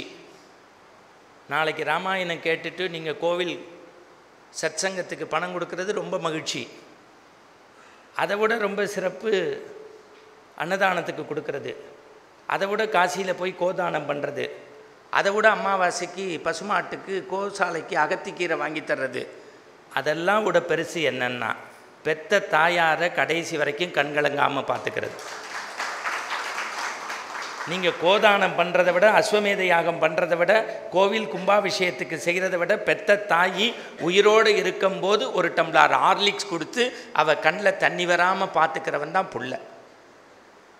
நாகராஜ் சார்ட்டேருந்து நான் எதை கற்றுக்கிறேன்னா பெருமையாக சொல்கிறேன். அவருக்கு சஷ்டியப்த மூர்த்தி ஆகிடுது, அவள் அம்மாவுக்கு 80 சொச்சம். இன்றைக்கும் அப்படி கொண்டு வந்து கைத்தாங்களாக சேரில் வைப்பா. நாகராஜ் செய்கிறது பெருசு இல்லை, எங்கள் மன்னி செய்வா. அதுக்கே ஒரு கைத்தட்டு கொடுக்கணும். நான் இன்றைக்கும் சத்சங்கத்துக்கு வந்திருக்கவங்க எல்லாருக்கும் சொல்கிறேன், தாயாருடைய பெருமையை மட்டும் பேசினோம்னாலே 1 மணி நேரம் ஆகும். ஆனாலும் இருந்தாலும் இந்த இடத்துல ஆதிசங்கர பகவத்பாதாவை நீங்கள் பிரதிஷ்டை பண்ணி வச்சுருக்கேன். அவர் தாயார் மேலே எப்படி அன்பு செலுத்தினார்னு சொல்லிவிட்டு திருப்பி ராமாயணத்துக்குள்ளே வரப்போகிறேன். அடுத்த 5 நிமிஷத்தில் உங்கள் கண்ணில் ஜலம் வந்தால் நான் பொறுப்பு, ரத்தம் வந்தால் ஆதிசங்கரர் பொறுப்பு. அவர் துறவி போனவர் சின்ன வயசுலேயே. அவள் அம்மா பேர் ஆரியாம்பிகை, அப்பா பேர் சிவகுரு. குழந்தையாக இருக்கும்போதே அப்பா இறந்துட்டார். உபநயம்லாம் பண்ணியாச்சு. துறவு போகிறார். உங்களுக்கு தெரியும், பூர்ணா நதிக்கரையில் குளிக்கும்போது முதல்ல கால் மாட்டின்றது. அதுக்கப்புறம் அம்மாட்ட ட்ராமா பண்ணி நான் துறவு போகிறேன்னா பர்மிஷன் கொடுத்தாச்சு. துறவு ஆகிறார். ஒத்த வார்த்தை சொல்கிறார், அம்மா நான் துறவி ஆனாலும் உன் உடம்புலேருந்து உயிர் பிரிகின்ற போது அந்திம காரியத்தை நானே செய்வேன். இதுதான் உண்மையான கதை.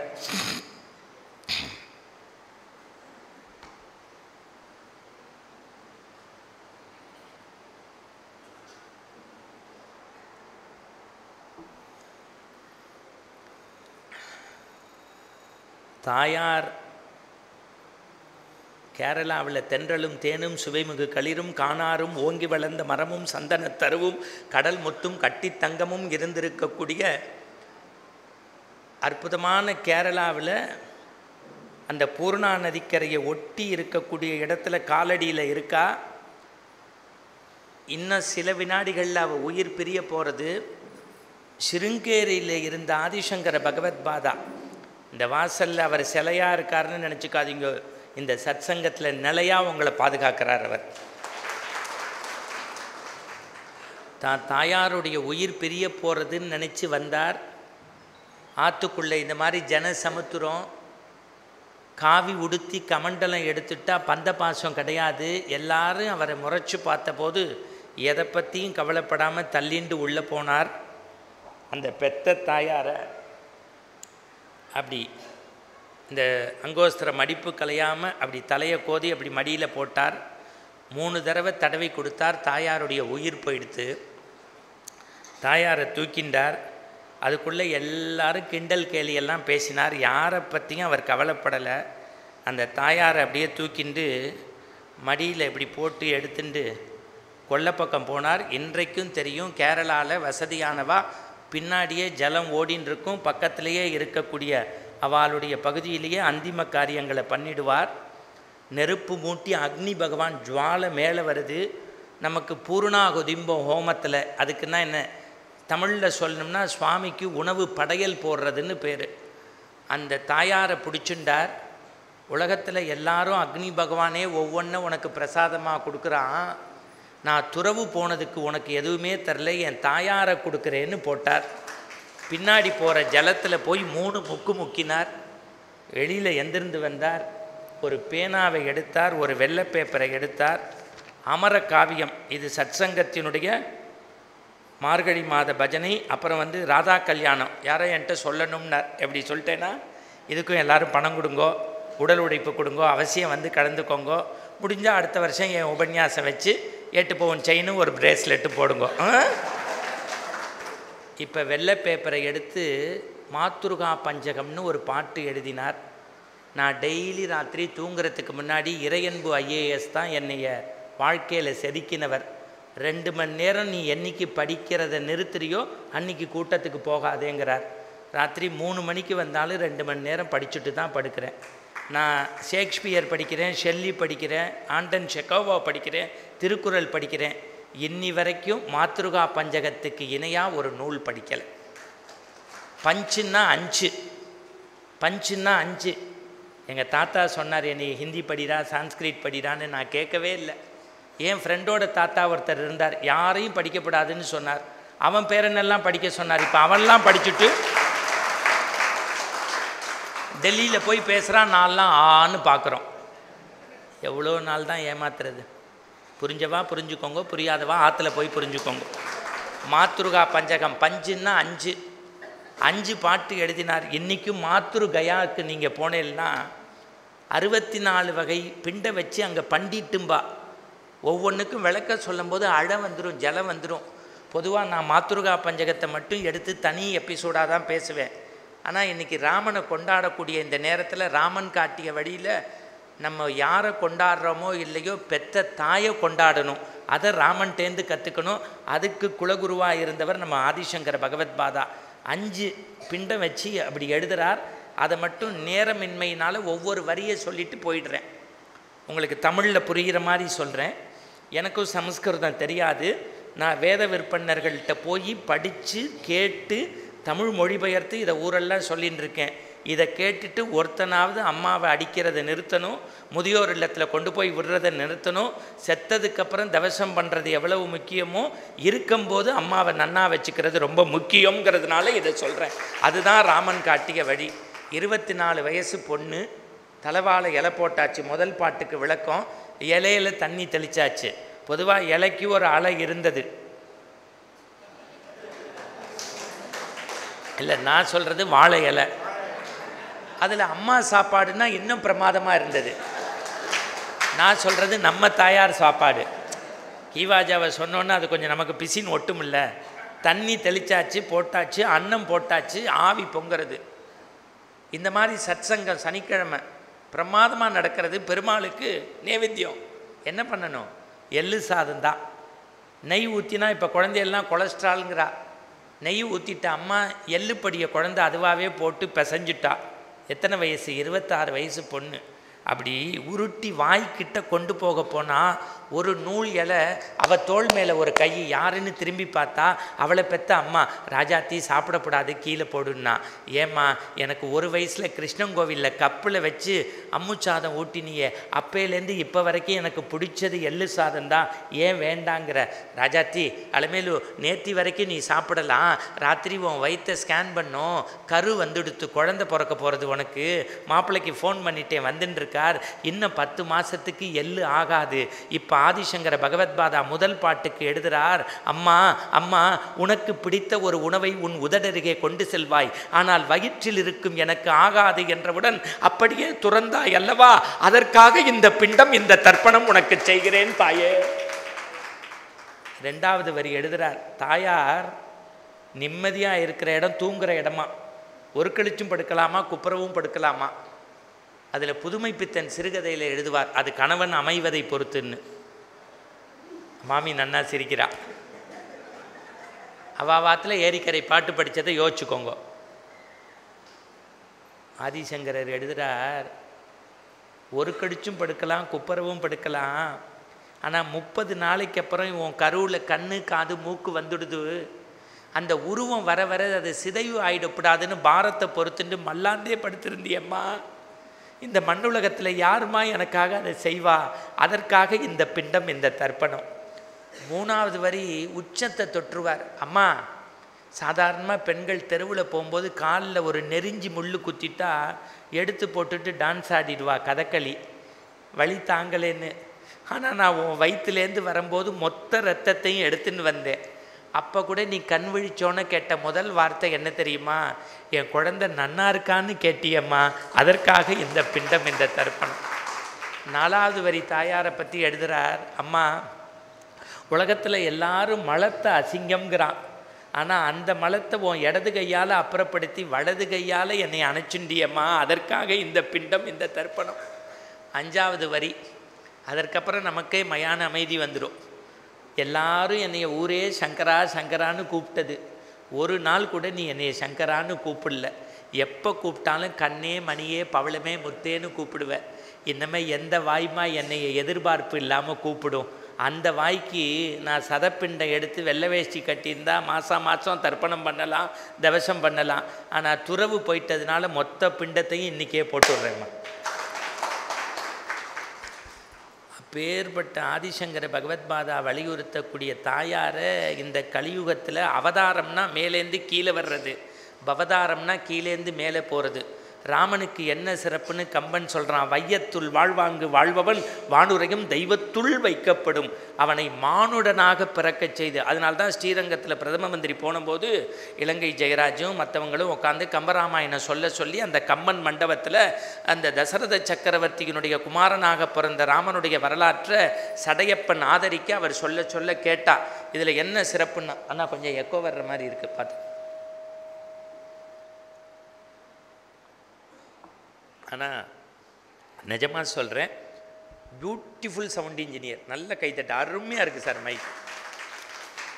நான் முந்தா நேற்று நாமக்கல்லில் ஒரு ஸ்கூலில் ப்ரோக்ராம், சிபிஎஸ்சி ஸ்கூல், 7000 பேர் உட்காந்துருக்கா கிரவுண்டில். அவள் அம்மா அப்பா 4:30 மணி, 1 மணி நேரம் பேசுகிறேன், மூச்சு முட்டுறது. இப்போ மைக்கு சரியில்லை, சரி பண்ணுன்னு. அவர் வந்து இப்படி ஏதோ ஒயரை பண்ணிவிட்டு, மைக் நன்னா இருக்குது, ஸ்பீக்கர் லூஸு, நீ பேசு அப்படின்னார்.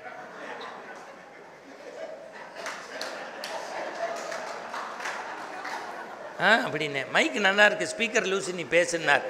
இப்போ வரைக்கும் நாமக்கல்லேருந்து 3 நாளாக யோசிக்கிறேன், அந்த ஸ்பீக்கரை சொன்னாரா இந்த ஸ்பீக்கரை சொன்னார். சார் நான் சொல்கிறேன் சார், ராணி சீதை காலில் பெரிய புராணம் எத்தனையோ வருஷம் பேசியிருக்கேன். இப்போ பொங்கல் அன்னைக்கு தம்பி தான் எடுத்தார் செய்தாப்பேட். கிளாஸ் ஆடியன்ஸு சார், ஒரு சொன்னால் அப்படி கற்பூரம் மாதிரி வாங்கிக்கிறீங்க பாருங்கள். அதாவது ஜோக் சொன்னாலும் ரசிக்கணும், நல்லது சொன்னால். அங்கே பாருங்கள் சில பேர் கர்ச்சீப் எடுத்து அழ ஆரம்பிச்சுட்டா. நல்ல வேலை என் ஒய்ஃப் வர்ற அன்றைக்கி ஆடணும். அவள் ஏற்கனவே ஆற்றுல சொல்லுவாள், உனக்கு ஒன்றும் தெரியாது ஒன்றும் தெரியாது. ஏண்டி ஒன்றும் தெரியாமையா மாமா சத்சங்கத்தில் கூப்பிட்ருக்கானே, அவருக்கும் ஒன்றும் தெரியாதுங்கிறான்.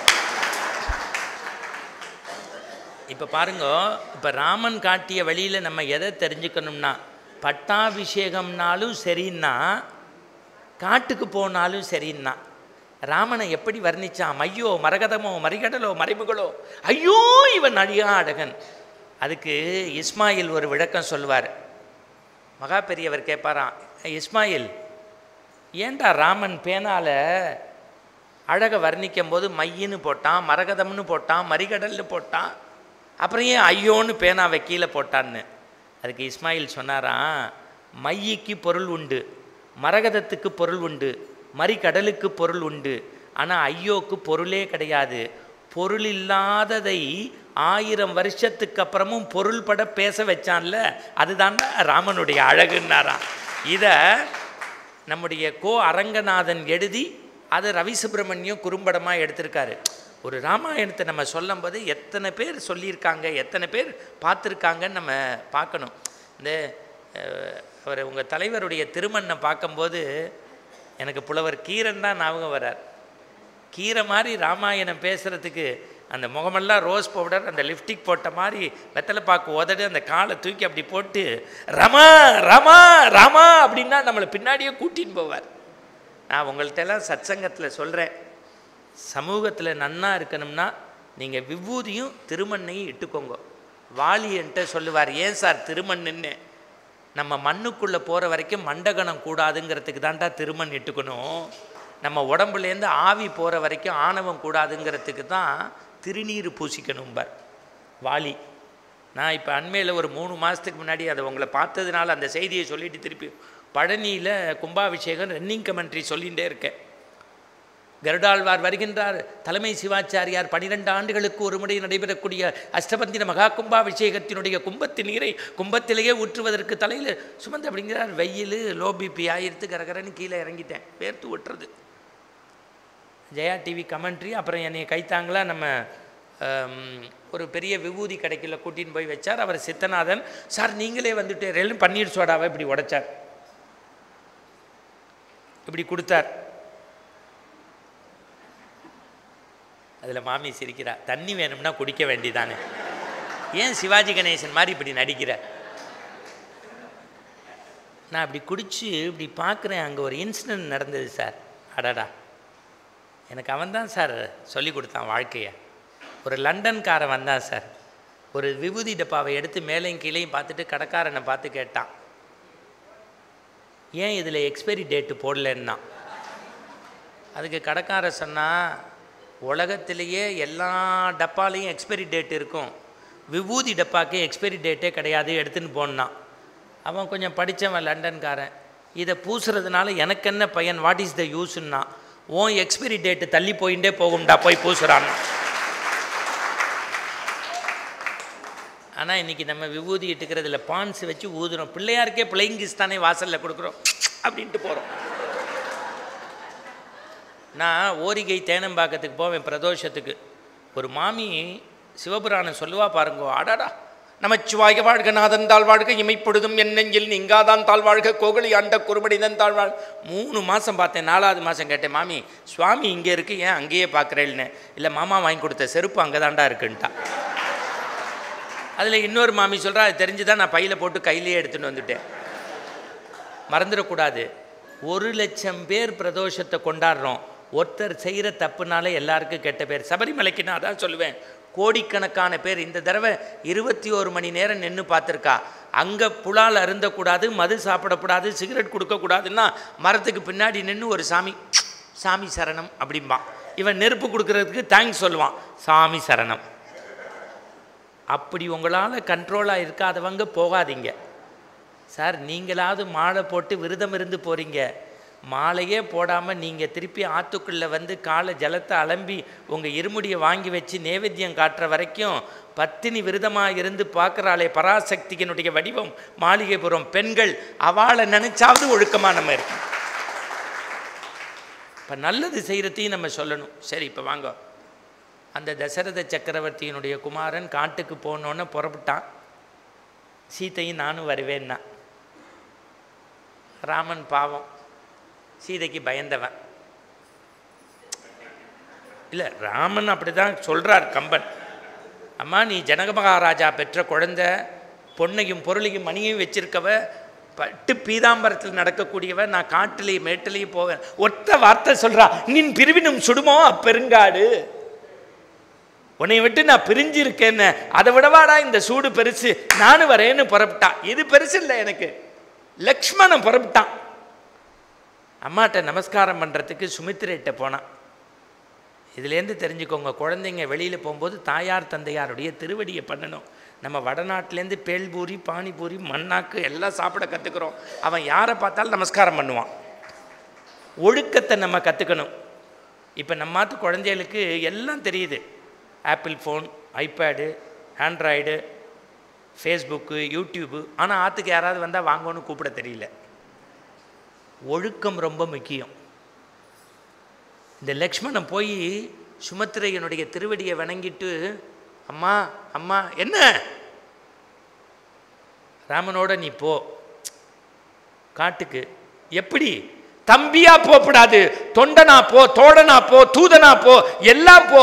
ஆனா ஒன்னே ஒண்ணு, லக்ஷ்மணா லக்ஷ்மணா நீ நாட்டுக்கு வரலாம். 14 வருஷம் முடிஞ்சு. எப்படி தெரியுமா? ராமன் வந்தா நீ வா, இல்லாட்டி முன்னம் முடி. அவனுக்கு முன்னாடி நீ செத்து போயிட்டேன்னு என் காதுல விழணும். ஒத்த வார்த்தை போடுறான் கம்பன். கம்பனுடைய வார்த்தையை மட்டும் வச்சு 1000 எபிசோடு பேசலாம். முன்னம் முடின்னு தான். அப்படி ஒரு தம்பியை பார்க்க முடியாது. புறப்பட்டு போகிறான், தேரில் போகிறான். அப்புறம் அவன்லாம் அழறான். ராத்திரி தேர் அச்சு திரும்பி போ, எல்லாரும் நாட்டுக்கு போவான்னா திரும்பி இவன் போகிறார் காட்டுக்கு. முதல்ல அவர் சந்திக்கிறது குகனை.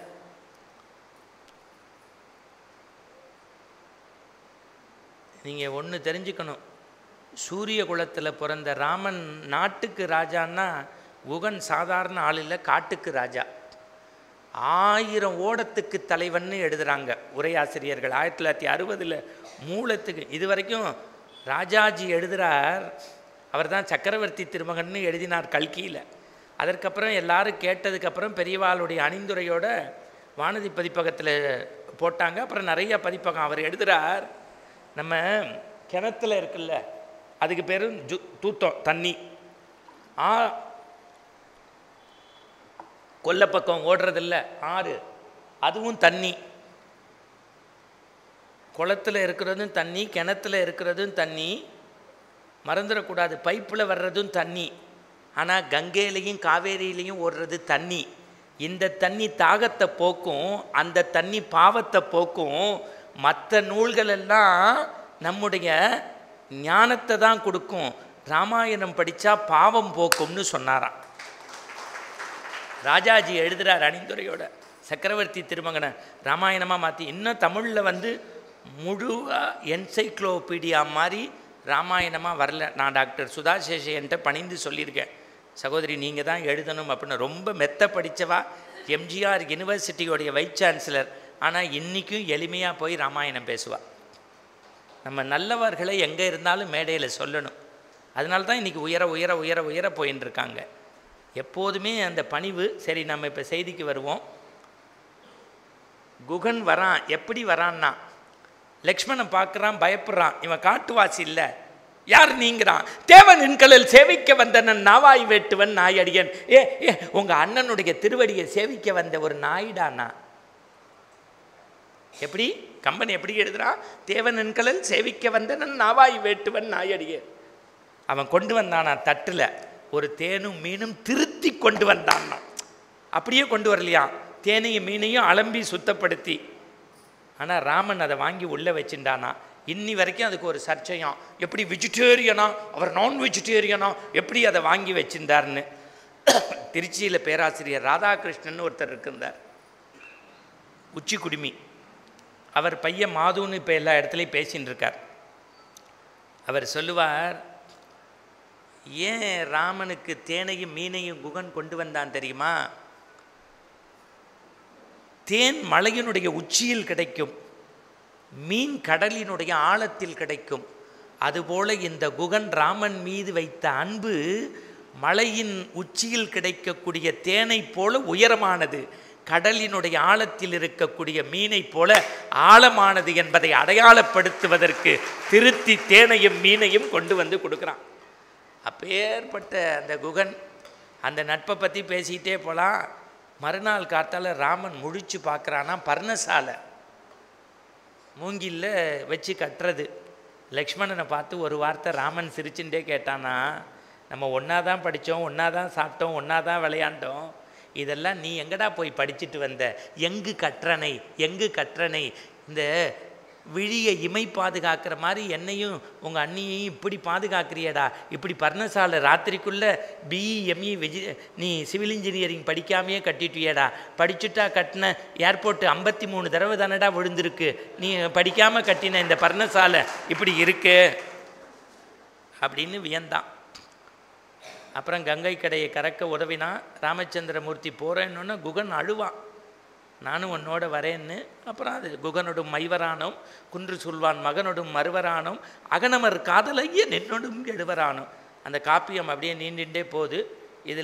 இது போகிறதுக்கு அப்படியே கடந்து போவாங்க.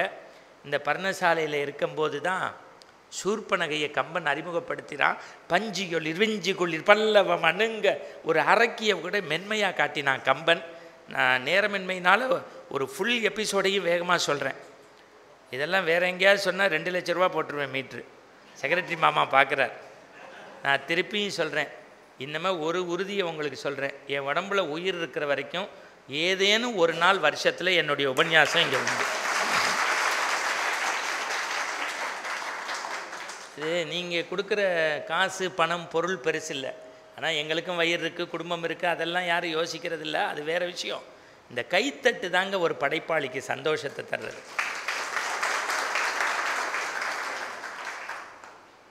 அண்மையில் மோடிக்கு செங்கோல் கொடுத்த போது ஒரு செய்திக்காக சொல்கிறேன். 36 மடாதிபதிகள் உட்காந்துருந்தாங்க. அவர் போனவர் நாதஸ்வர வித்வான் தோடி ராகம் வாசிச்சுட்டார். போனவர் பின்னாடி 2 அடி திரும்பி வந்துட்டார். அந்த நாயின கலைஞரை பார்த்து திருப்பி வணங்குறாரு. அவர் வணக்கம் சொல்லலை. திருப்பி வணங்குறாரு, வணக்கம் சொல்லலை. 3வது தடவை மோடி வணங்குறாரு, வணக்கம் சொல்லலை. அப்படி கம்பீரமாக வாசிச்சுட்டான். மறுநாள் சாயந்தரம் டீ பார்ட்டி. அப்படி மோடி கூப்பிட்டு கட்டி அணைச்சிட்டு சொன்னாராம், நான் தேசத்தினுடைய பிரதமர்னு தெரிஞ்சும் எங்கள் வாத்தியத்தை விட்டுட்டு வணக்கம் சொன்னால் வாத்தியத்தினுடைய அந்த தன்மை போயிடும்னு உன் வாத்தியத்திலே கவனம் செலுத்தின பாடுற. இந்த மாதிரி மனிதர்களால் தான் கலை இன்னும் பாரத தேசத்தில் கெட்டு போகலாம். அந்த வாத்திய கலைஞர் சொல்கிறார், 30 வருஷம் நான் கபாலி கோவிலில் வாசித்தேன், பிரதமருக்கு முன்னாடி வாசித்தேன், இதுக்கப்புறம் எனக்கு என்ன இருக்குன்னு அப்படியே கட்டி பிடிச்சாராம் மோடி. உண்மையில் நேத்திக்கு அவர் காத்தால என்கிட்ட, அண்ணா போகிற இடமெல்லாம் என்னை பற்றி சொல்கிறீங்கன்னார். ஆனால் இன்றைக்கி நம்ம செண்டை மேலே வைக்கிறோன்னா அதுக்கு எதிர்ப்பானவன் இல்லை, நாதஸ்வர கலையை விட்டுட்டோம் நம்ம. நீங்கள் கல்யாண வீட்டில் கூட என்ன தெரியுமா, கெட்டி மேலம்போம், அப்போ அவனை கவனிப்போம், வந்தோன்னே வாங்கம்போம், முடிஞ்சதுக்கப்புறம் சாப்பிட்டியான்னு கேட்க மாட்டோம். எஸ் ராமகிருஷ்ணன் ஒருத்தர் சஞ்சாரம்னு ஒரு நூல் எழுதினார். சென்றாண்டு அதுக்கு தான் சாகித்ய அகாடமி விருது. ஏன்னா நாதஸ்வர கலைஞர்களை நம்ம எப்படி நடத்தணும்னு இதெல்லாம் எழுதி முடித்து விருது அறிவித்தோன்னு அடுத்த நாள் காத்தால போய் கதவை திறந்தாராம். 10 நாதஸ்வர வித்வான்கள் போய் அவர் ஆற்றுல வாசித்தாங்களாம். என்னன்னாங்களாம், ஐயா எங்களால் கொடுக்கறதுக்கு நகை நட்டு இல்லை, இந்த வாசிப்பு தாயா அப்படின்னாராம். என்ன சிறப்பு! இப்போ சுரேஷோட இங்கே 1000 பேர் இருக்கா எங்கள் அண்ணாவோட. ஆனால் அந்த பாடுறதுனால உலகத்தில் எல்லாம், நான் தான் சொல்லுவேன், பெரியவர் சொல்லுவாராம், நீ சாஃப்ட்வேர் படித்தா அமெரிக்கா போகலாம், பில்டிங் படித்தா ரஷ்யாவுக்கு போகலாம், தொழில் படித்தா ஜப்பானுக்கு போகலாம், வேதம் படித்தா உலகத்துக்கே போகலாம். இன்றைக்கி வேதத்துக்கு அவ்வளோ நான் பார்க்குறேன். ஃப்ராங்க்ஃபர்ட்டில் நான் பார்க்குறேன், நான் டிரான்சிட்டுக்கு நிற்கிறேன், நம்மால் பிரமாதமாக எடுத்து சந்தி பண்ணின்னு இருக்கான். எனக்கு ரொம்ப பெருமையாக இருக்குது. அதே மாதிரி உங்கள் ஆற்று வாதியார்களுக்கும் வசதி இல்லாத போது உங்களால் முடிஞ்சதை கொடுங்கோ, வசதி வந்ததுக்கப்புறமும் தர்த்தர மாதிரி நடந்துக்காதீங்க. நீங்கள் கிழிஞ்ச வேஷ்டியாக 200 ரூபாய்க்கு வாங்கி தராதிங்கோ, 2க்கு 1 வேஷ்டி வாங்கி கொடுங்க, நல்லதாக வாங்கி கொடுங்க. சுவாமி உண்டியலில் பணம் போடும்போது 2 ரூபாய்க்கு பதிலாக 1 ரூபா வரணும்னு வேண்டிகிட்டே தோண்டாதீங்க. அல்பமாக இருக்காதீங்க, கடவுள் நல்லா கொடுப்பான். காசு வேணும் இல்லைன்னு நான் சொல்லலை, பொய் சொல்லலை. ஆனால் எல்லாத்துக்கும் தேவைகளுக்கு மீறி ஒரு வாழ்க்கை இருக்குது. சரி, இப்போ நம்ம குகன்டேந்து விடைபெறார். லக்ஷ்மணன் இது சூர்பனக வரா, ராமனையும் லக்ஷ்மணையும் மயக்க பார்க்குறா. மூக்கறுபட்டு ராவணன்கிட்ட போகிறா. எதை சொன்னால் அவன் மனசில் காமத்தீயை ஏற்படுத்த முடியுமோ, உனக்காக ஒரு பெண்ணை பார்த்தேன், கவரணும்னு நினச்சேன், 2 பேர் தடையாக இருந்தான்னா, அப்புறம் அவன் மாரீசன் உதவியோடு வருவான். இந்த சீத்தை அப்பயே மான் கேட்டா, அப்பயே ராமன் சொல்லியிருக்கலாம், நீனே பொன்மான் சீமான் கோமான் கமான்னு சொல்லியிருக்கலாம். ஆனால் அந்த பொய்மானை கேட்டு ஓடினார். அது அங்கே அம்பு பட்ட உடனே ஒரு அழுகுரல் வரும், அது அரக்கர்களுக்கே உரித்தானது. மாய ராமா லக்ஷ்மணா சீதா அப்படின்னு கத்தினோன்னே சீத்தை ஒரு வார்த்தை சொல்லிட்டா, லக்ஷ்மணா இதுக்கப்புறமும் நீ உன் அண்ணனுக்கு துன்பம்னு போகாமல் இருக்கிறதோடைய நோக்கம் எனக்கு தப்பாக படுறது. அதுக்கப்புறம் லக்ஷ்மணனால் தாங்க முடியாது, போவான். ராவணன் வருவான். சீதையை கவர்ந்து கொண்டு போவான். இப்போ கொண்டு போகிறது பெருசு இல்லை. இங்கே ஒரு காப்பியத்தில் வைக்கிறான் கம்பன், ஜடாயுன்னு ஒரு பாத்திரம். அதுக்கு அழகு இப்படி இருக்குமா,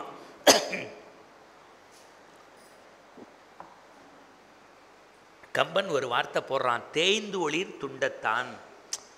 அந்த மூக்கு இப்படி அழகாக இருக்குமா. சில பேருக்கு பார்த்தீங்கன்னா மூக்கு ஐஸ்வர்யா ராய் மாதிரி இருக்கும், சில பேர் மூக்கு அமிதாப் பச்சன் மாதிரி அழகாக இருக்கும்.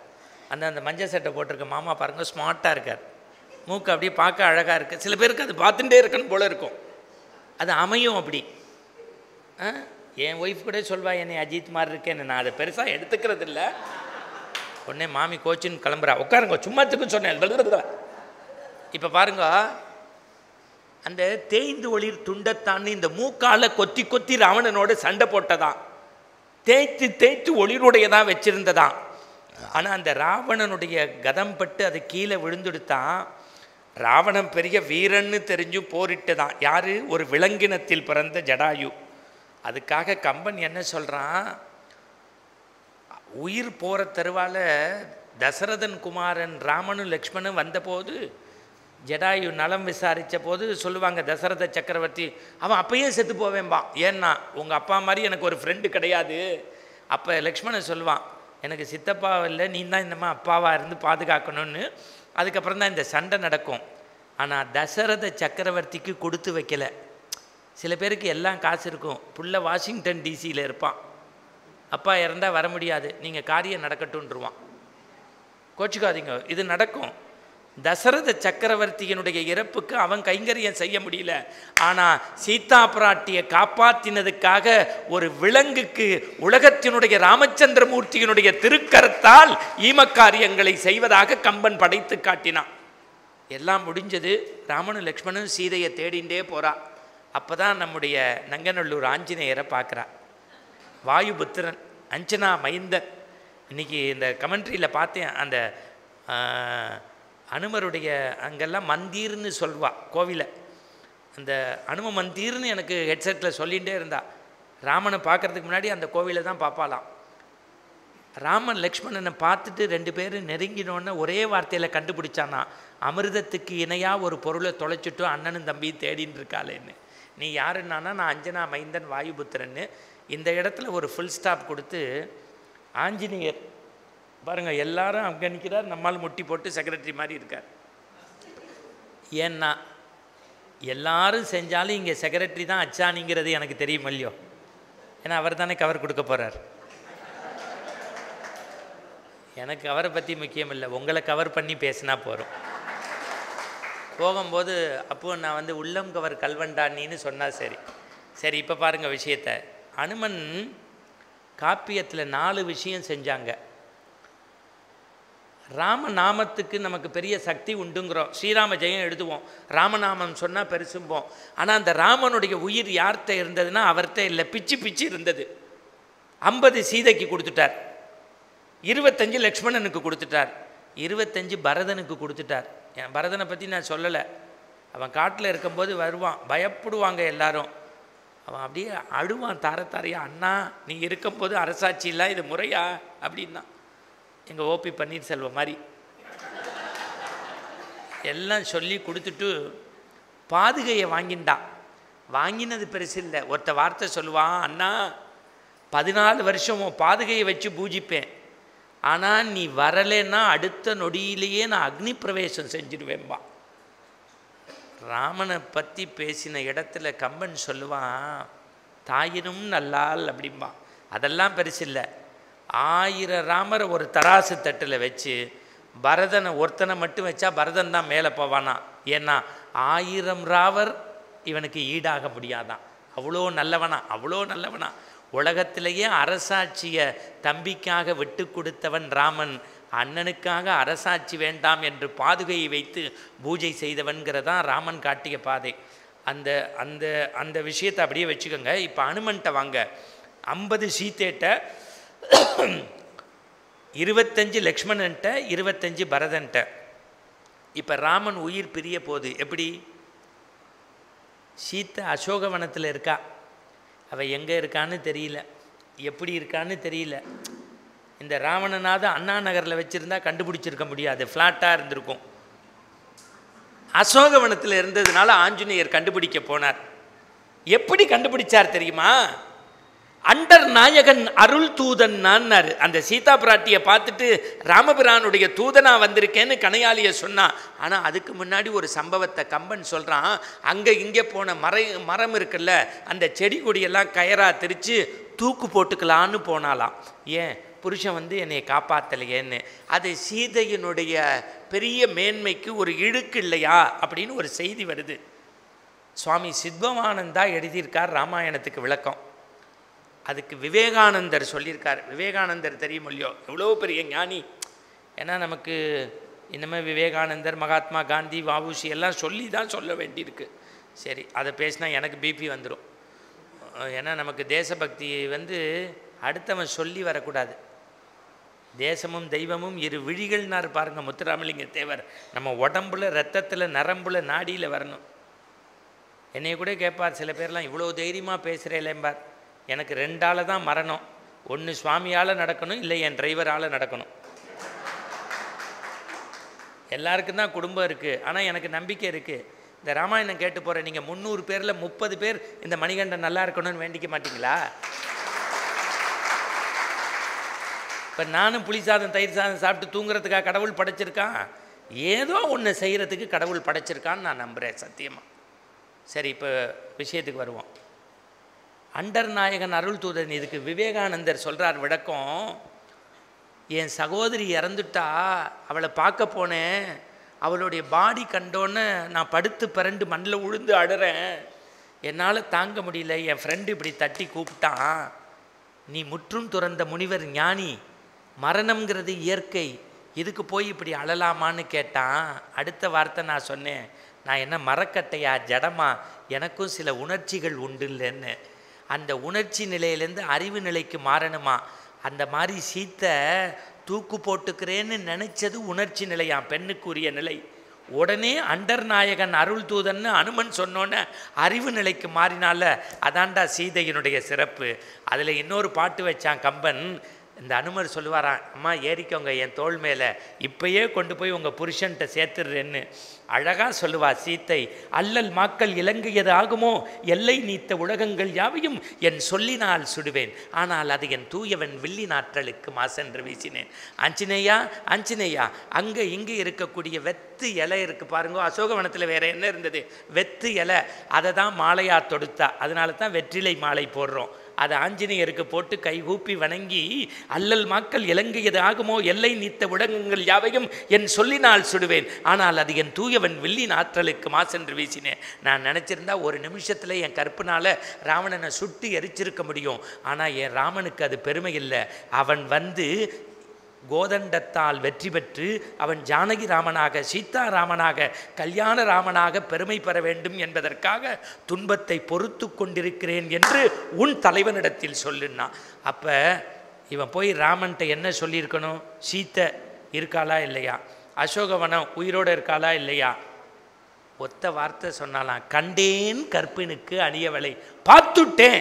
அதனால்தான் அவருக்கு சொல்லின் செல்வர்னு பேர். நான் இந்த நேரத்தில் நன்றியோடு நாகராஜ் சாரை நினைக்கணும். எனக்கு 2015 புரட்சி தலைவி அவர்கள் முதலமைச்சராக இருக்கும்போது தமிழக அரசினுடைய அந்த விருதுக்கு என் பெயரை பரிந்துரைத்தவர் நாகராஜ். அவர் தான் போய் ஓபிஎஸும் யூபிஎஸும் அன்றைக்கி ஒன்றா இருந்தபோது போய் சொல்லி, தங்கமணி சார் இவங்கள்ட்ட எல்லாம் ரெக்கமெண்ட், ஏன்னா நல்லவர்களை நம்ம நன்றியோடு சொன்னாங்க.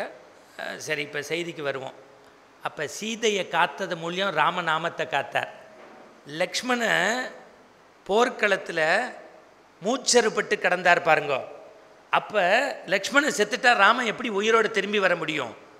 சஞ்சீவி மலையை கொண்டு வந்து லக்ஷ்மணனை காத்தது மூலம் ராமநாமத்தை காத்தார். அது பரவாயில்லை.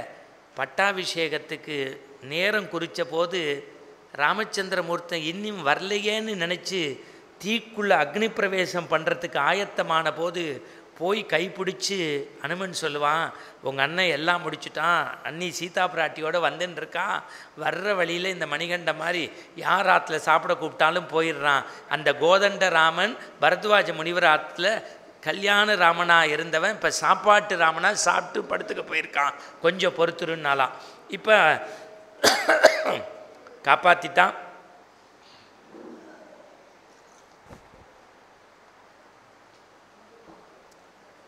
அதற்கப்புறம் இப்போ பரதனை கருத்து காப்பாற்றின மூலியம் ராமநாமத்தை காப்பாற்றினவர் ஆஞ்சநேயர்.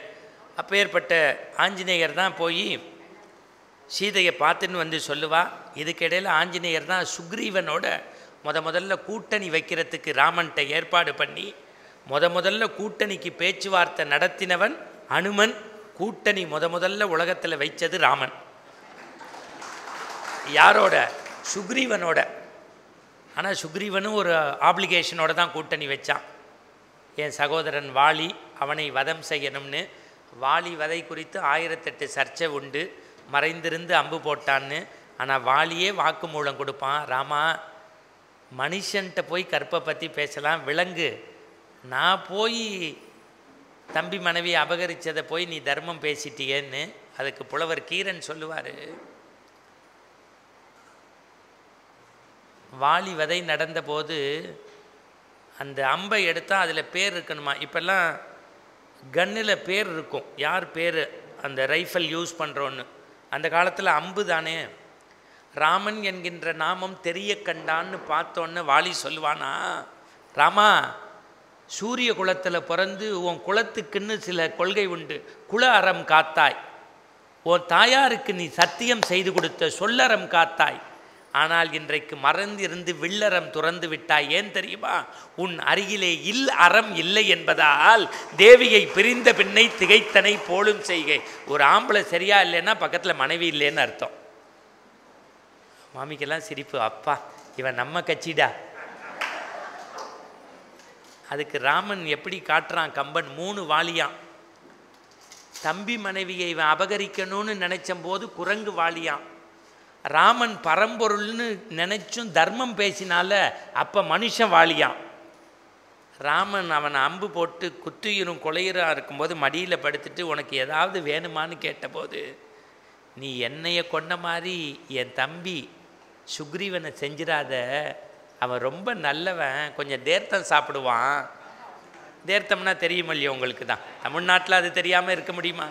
கொஞ்சம் டயத்தை கீப்பப் பண்ண மாட்டான், அங்கே எங்கே போய் சாப்பிட்ருவான், செஞ்சிடாதேன்னு. அப்போ ராமன் சொன்னானா, யாரால் நீ செத்தியோ அவனுக்கே நீ பாவ மன்னிப்பு கொடுக்குற பாரு, அப்போ தாண்டா நீ இறைநிலைக்கு உயர்ந்தேன்னு புலவர் கீரன் சொல்லுவார். குரங்கு வாலி மனித வாலியாக மாறி தெய்வ வாலியாக போனார். அந்த வாலி வதை முடிஞ்சிடும். ஆஞ்சநேயர் போய் அங்கே சீதா பிராட்டி இருக்கிறத பார்த்துட்டு வருவார். ராவணன் பிடிச்சி கட்டி போட்டுருவான். அப்போ தான் வீடனன்கிற ஒரு கேரக்டர் அறிமுகம். உலகத்தில் தூதுவனை கொல்லப்படாதுன்னு முதல்ல சொன்ன நல்ல மனிதர் யாருன்னா வீடனன் தான். அப்பயே அவன் இலங்கையில் சொல்லியிருக்கான், பல பேருக்கு புரியலை. நான் சொல்கிறது ராமாயணம். தூதுவனாக வந்தால் கொல்லப்படாதுங்கிறத வீடனன் தான் சொல்லியிருக்கான். அண்ணனுக்கு எடுத்துரைத்தான், இடித்துரைத்தான். அவனுக்கு பின்னாடி கும்பகர்ணன் ஒரு கேரக்டர் சார். அவன் ஒரே ஒரு வார்த்தை சொல்வான், அண்ணா பேசுவது மானம், இடை பேணுவது காமம், கூசுவது நம் குற்றம். நன்று நன்று. பேசுவது மானம், இடை பேணுவது காமம், கூசுவது நம் குற்றம். நன்று நன்று. நீ எல்லாம் பேசுற, தர்மம் பேசுற, அறம் பேசுற, எல்லாம் பேசுற. ஆனா அண்ணா ஒரு தப்பு பண்ற. என்ன தப்பு தெரியுமா? மாற்றான் மனைவியை கொண்டு வந்து நீ சிறை வச்சிருக்கிய. நான் போருக்கு போறேன்டா ராவணா, ஜெயிப்பேன் நினைக்காதடா ராவணா, உண்டவனுக்காக உயிர் கொடுக்கின்றேன், நீர்கோள வாழ்வை நெச்சி நெடுது நாள் என்னை தயார் பண்ணிய எதுக்கு தெரியுமா?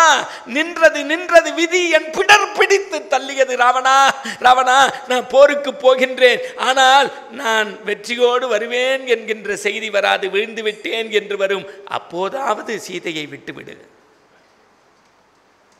அதுக்கு முன்னாடியே முதல்ல கட்சி தாவல்களை தொடங்கி வச்சவன் வீடனன். நான் சொல்கிறது ராமாயணம். ராமன்கிட்ட போய் சேர்ந்துருவார். ஆனால் நீங்கள் இதில் என்ன இந்த சத்சங்கத்தில் சிறப்புன்னா, கிட்டத்தட்ட 7:10 ஸ்டார்ட் பண்ணேன், 8:35. தமிழ்நாட்டில் மோசமான சினிமாவுக்கு 30 கோடி வேண்டியிருக்கு. 30வது நிமிஷத்தில் வெளியில் எழுந்திருந்து போயிடுறா. ஆனால் வந்ததை விட கூட்டம் ஜாஸ்தியாக இருக்குது, நின்றுண்டு கேட்குறான்னா இந்த சத்சங்கத்தில்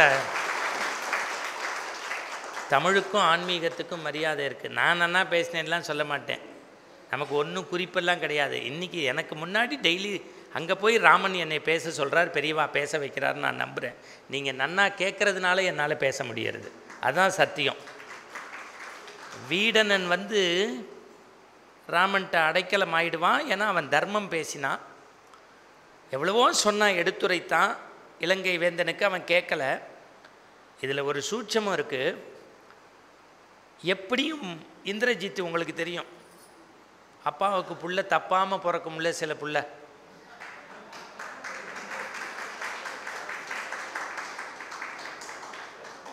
அப்பா நான் இருக்கேன், அப்பா நான் இருக்கேன், அப்பா நான் இருக்கேன். நீங்கள் எதையாவது கைத்தட்டி ஏழ்றையை கூட்டாதீங்க. நான் முழுக்க முழுக்க பேசுவது ராமாயணம். கம்பன் காட்டிய அந்த கும்பனை பற்றி, வீடனனை பற்றி நான் சொல்லி கொண்டிருக்கின்றேன். ராவணனுக்கு பிள்ளையா பிறந்த இந்திரஜித்தும் அப்பாவுக்கு கொஞ்சம் சப்போர்ட்லாம் பண்ணான். இந்திரஜித்து மாய வேலைகளை செய்யக்கூடியவன். இந்த ராமன் லக்ஷ்மணனை தர்மத்தால் அறம்படி வெல்ல முடியாதுன்னு தெரிஞ்சு மாயா சீதை வதைப்படலம்னு ஒன்று உண்டு. சீதை மாதிரி ஒரு உருவத்தை செஞ்சு வெட்டி வீழ்த்தி அந்த செய்தியை சொல்லி இவெல்லாம் துடிச்சு போய் நிற்பா. அப்போ வீடனன் என்ன பண்ணுவான், ஒரு வண்டு உருவம் எடுத்து போய் அதை பார்த்துட்டு ராமன் லக்ஷ்மணன்கிட்ட சொல்லுவான், உங்களை ஏமாத்துறான், சீத்தை சாகலை, உயிரோடு இருக்கா, கவலைப்படாதீங்கம்மா. அப்போ கம்பன் ஒரு பாட்டு வைப்பான், இங்கே லக்ஷ்மணன் நிற்பான், இங்கே ஆஞ்சநேயர் நிற்பான். சஞ்சீவி மலையை கொண்டு ராமநாமம் இந்த மண்ணில் நிலைக்கிறதுக்கு ஒருத்தர் காரணம்னா அது ஆஞ்சநேயர் தான். நம்மெல்லாம் ராமனை கட்டி தழுவுவோம், ஆனால் ராமனே கட்டி தழுவியது ஆஞ்சநேயரை. அந்த ஆஞ்சநேயரையும் பக்கத்தில் வச்சுட்டு ராமச்சந்திரமூர்த்தி சொல்கிறார், ஆடவர் திலக நின்னாலன்று புகழ் அனுமன் எனும் சேடனாலன்று வேறொரு தெய்வத்தின் சிறப்பும் அன்று இது வீடனன் தந்த வெற்றி. கூட்டணி வைக்கிறது முக்கியமில்லை, வெற்றிக்கு பிறகு கூட்டணியால் கிடைத்த வெற்றி என்பதை இந்த மண்ணுக்கு சொன்னவன் ராமச்சந்திரமூர்த்தி. ராமச்சந்திரமூர்த்தி, ராமச்சந்திரமூர்த்தி. நான் சொல்வது இந்த ராமச்சந்திரமூர்த்தி. அதை சொல்லணும்ல சார், புரிஞ்சவா புரிஞ்சுக்கோங்க. எல்லாம் முடிஞ்சது.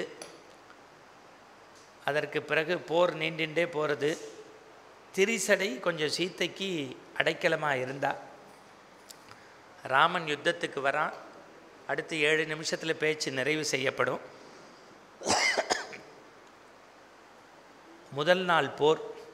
ராவணன் யாரு? கம்பன் எழுதுறான், முக்கோடி வாழ்நாளும் முயன்றுடைய பெருந்தவமும் எக்கோடி யாராலும் வெல்லப்படாத ஆற்றலை பெற்றவன். வாரண பொருந்த மார்பு வரையனை எடுத்த தோல் நாரத முனிவர்க்கேற்ப நயம்பட உரைத்த நாவு தாரணி மவுளி 10 சங்கரன் கொடுத்தவாள் இந்திரனுக்கு இந்திரன் சந்திரனுக்கு சந்திரன்.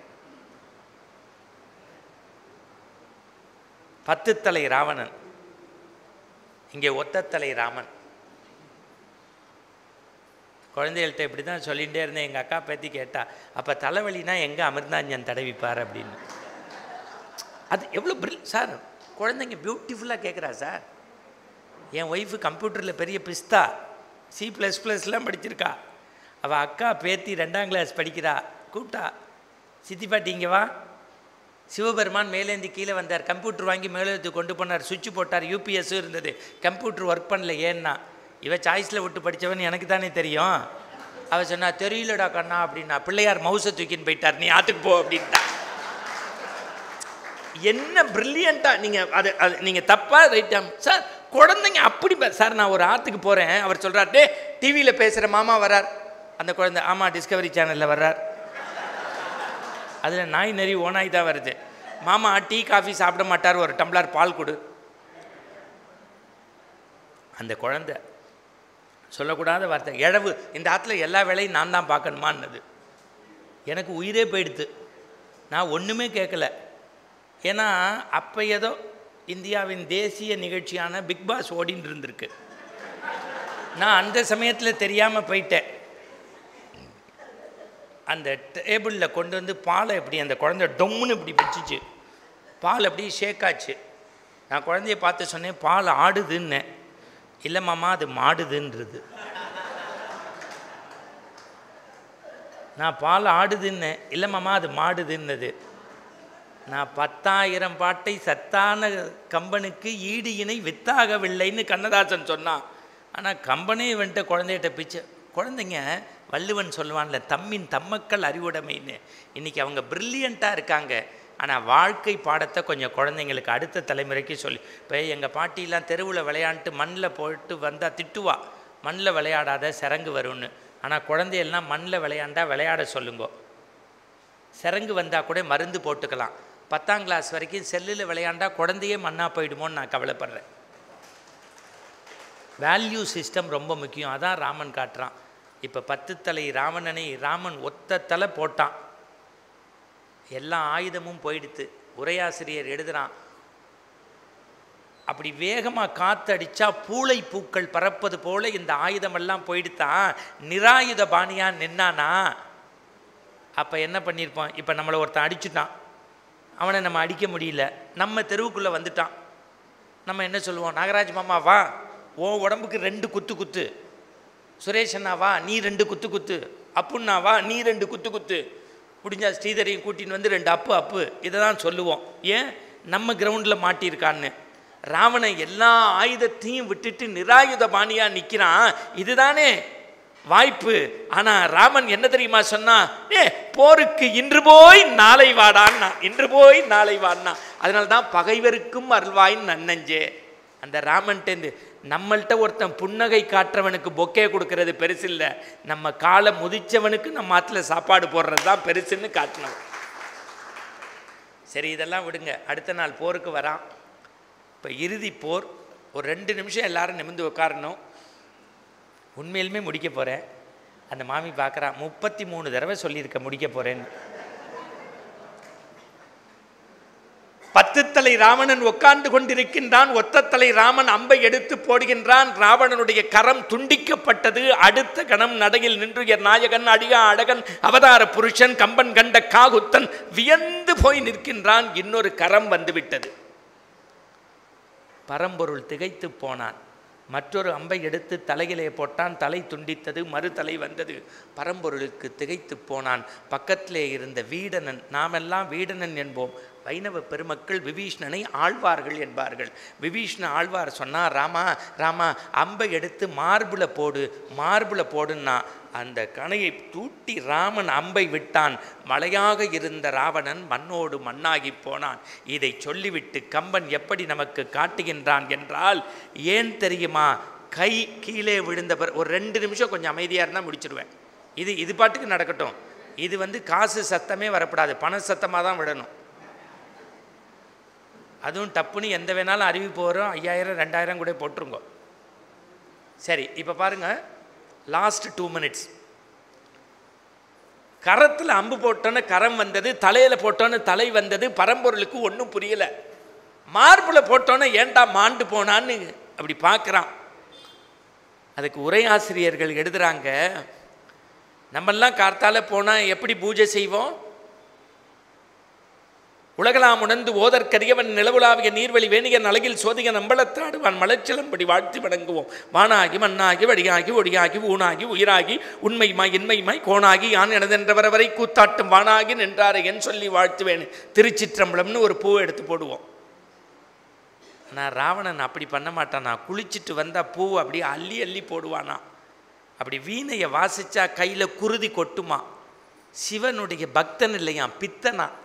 அதனால கடவுள் உரிய நேரத்தில் உதவ வேண்டும் என்று கையை கொடுத்தாராம். தலையை எப்படிடா வச்சு வணங்குவான்னா, காதலாகி கண்ணீர் மல்கி கசிந்துருகி, எப்படி பூசலார் உள்ளத்தில் கோயில் கட்டினார்ல, அந்த மாதிரி அளவற்ற பக்தியோடு அப்படி பாதத்தை வச்சு வணங்குவானா. அதுக்காக தலையை கொடுத்தாராம்.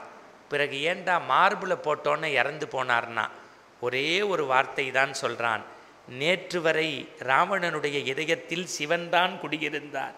சிவன் இருக்க வேண்டிய இதயத்தில் மாற்றான் மனைவி சீதையை நினைத்த மாத்திரத்தில் மலையாக இருந்த ராவணன் மண்ணோடு மண்ணாகி போனான். அதை கம்பன் எப்படி காட்டினான் என்றால், எது ஒரு ஆணுக்கு அழகு? வாளோடு வாள் மோதுவது, தோளோடு தோள் மோதுவது அழகல்ல. பிறன்மனை நோக்கா பேராண்மை சான்றோருக்கு அரண் என்று அழகு என்று வள்ளுவன் வழி நின்று கம்பனை காட்டினான். இந்த ராமன் எதை நமக்கு காட்டினான் என்றால் தாய் தந்தையை மதிக்க வேண்டும். வசிஷ்டர் விஸ்வாமித்திரர் வச்ச அன்பு, குலகுருக்களை மதிக்க வேண்டும். பெண்ணை இந்த இரு பிறவிக்கு இரு மாதரை சிந்தையாலும் தொடேன்னா, மனைவியை எப்படி நடத்த வேண்டும், மனைவி கணவன்கிட்ட எப்படி அன்பாக இருக்கணும், பாசம். பாரதி எழுதுவான், காக்கை குருவி எங்கள் ஜாதி, அந்த கடலும் மலையும் எங்கள் கூட்டம், நோக்க நோக்க களியாட்டம்னு. இப்போ நம்ம இந்துவாக பிறந்தவர் இஸ்லாமியரை நட்புங்கிறோம், இஸ்லாமியர் கிறிஸ்துவரை சொல்கிறோம், நம்மெல்லாம் ஒத்துமைங்கிறோம். அதில் பெருசே இல்லையா. அரக்கர் குலத்தில் பிறந்த வீடனையும் விலங்கினத்தில் பிறந்த சுக்ரீவனையும் வேட்டுவ குலத்தில் பிறந்ததையும் சகோதரனாக ஏற்றுக்கிட்டானே, அந்த சகோதர பாசம் ராமன் காட்டிய பாதை. அதை விட சிறப்பு என்ன அப்படின்னு கேட்டால், பகைவருக்கும் அருளக்கூடிய நன்னஞ்சு. இது எல்லாத்தையும் தாண்டி சீதையை அக்னி பிரவேசம் செஞ்சு வச்சது தப்பு இல்லேம்பானா. ஏன் லக்ஷ்மணனை போய் நெருப்பு மூட்டும்பானா? ஏன்னா என்னைக்கோ ஒரு சுடு சொல் சொன்னால அந்த சொல்லுக்கு பிராயச்சித்தம் தேடிட்டானா. இப்படி இதுக்கு நிறைய உரைகள் சொல்லிக்கிட்டே போகலாம். ஆனால் உலகத்தில் எத்தனை ராமாயணம் இருந்தாலும் இன்றைக்கும் அடுத்த தலைமுறைக்கு கம்பன் கடகங்கள், அதுவும் ஜஸ்டிஸ் இஸ்மாயில் அவரை பற்றி எழுதுகிறார் தெய்வத்தின் குரலில் மகா பெரியவர். மணிக்கணக்காக பேசுவாளாம் கீவாஜா அவரெல்லாம். தமிழ் தாத்தா ஊவேசா வந்தால் ஊவேசா வருக வருக தமிழே வருகம்பாரான். சில சமயம் சொல்லுவாரான், எனக்கு தண்டம் கஷ்டமாக இருக்குது, அது இருக்கிறதுனால உங்களுக்கெல்லாம் நமஸ்காரம் பண்ண முடியலம்பாரான். என்ன ஒரு சத்திய புருஷர். அப்பேற்பட்ட அவர் கொண்டாடி அவர் சொல்லுவாராம், இராணுவ யுத்தம் நடந்ததுன்னா அனுமன் சாலிசா படிங்கோ, ராமராமான்னு சொல்லுங்க, வெற்றி நிச்சயம் பாராம். சீனா பாகிஸ்தான் யுத்தம் போதெல்லாம் அந்த ராமநாமத்தை நம்ம நம்பணும். அதுவும் இன்றைக்கி அரசியலுக்கெல்லாம் அப்பாற்பட்டு நான் பொதுவாக சொல்கிறேன். இன்றைக்கி வரும்போது உங்கள்கிட்ட சொல்கிறேன், மரியாதைக்குரிய அண்ணாமலைஜி 6:10 என்கிட்ட தொலைபேசியில் பேசினார். நான் இது மாதிரி நாளைக்கு போகிறீங்களே பயணம் எப்படி என்னன்னாரு. இல்லைண்ணா இன்றைக்கி நான் சத்சங்கம் நாளைக்கு இதுன்னு அப்போ சொன்னேன். மடிப்பாக்கம் சத்சங்கத்தில் எல்லாரும் ராமநாமத்தை கொண்டாடி ரொம்ப அதிவிமர்சையாக பண்ணுறாங்க, அடியனுடைய பேச்சு வச்சுருக்காங்கன்னு. அவரும் வெற்றி பெறுவதற்கு வாழ்த்துக்கள் என்கின்ற வாழ்த்து செய்தியை உங்கள் சத்சங்கத்துக்கு சொன்னார். இதை நான் நல்ல நோக்கத்தோடு சொல்கின்றேன். நீங்கள்லாம் ஒரு நம்முடைய தேசம் எப்படி இருக்க வேண்டும் என்பதை நீங்களே திட்டமிட்டு கொள்ளுங்கள். நான் வெளிநாடு பயணம் போவதால் நேற்று வரை இந்தியாவை வல்லரசாக பார்த்தார்கள், இனி இந்தியாவை நல்லரசாகவும் சேர்த்து பார்க்கக்கூடிய வகையில் இந்த பாரத தேசம் இறை நாமத்தால் இந்த ஜாதி சமயம் இனம் மொழி எல்லாம். இப்போ என்னை யாராவது கேட்டால் நம்ம வாம்பான்னா பிச்சு போடுவேன்பேன். ஏன்னா நான் முதலியார் ஆற்றுல சாப்பிடுவேன், நகரத்தார் ஆற்றுல. எனக்கு யாரோ தான் சோறு போடுறா. எனக்கு அந்த பாகுபாடெல்லாம் கிடையாது. எல்லாரும் ஓர் குலம், எல்லாரும் ஓர் இனம்னு ராமன் காட்டிய வழியில் இருக்கணும். ஆனால் நம்ம மண்ணினுடைய மரபார்ந்த விஷயங்களை உற்றக்கூடாது. குழந்தைகளுக்கு தாய் தகப்பனுடைய வேல்யூ, வாசிப்புடைய வேல்யூ, தேசபக்தி, சமய சின்னங்கள் இதெல்லாம் சொல்லுங்கோ. இதையெல்லாம் தாண்டி உங்கள்கிட்ட ஒன்று வைக்கிறேன். இத்தனை பேருக்கு சேர் போட்டு ஒரு 2 மணி நேரம் ஒரு சத்சங்கத்தை பல வருஷமாக நடத்துகிறதெல்லாம் சாதாரண விஷயம் இல்லை. சத்தியம் சொல்கிறேன், இந்த இடத்துல பிரபலம்னு யாரையும் கூப்பிட்றாதீங்க, மனசில் சுத்தம் இருக்கவாளை கூப்பிடுங்க. அவ்வளோ வைப்ரேஷன் இருக்குது இந்த மேடையில்.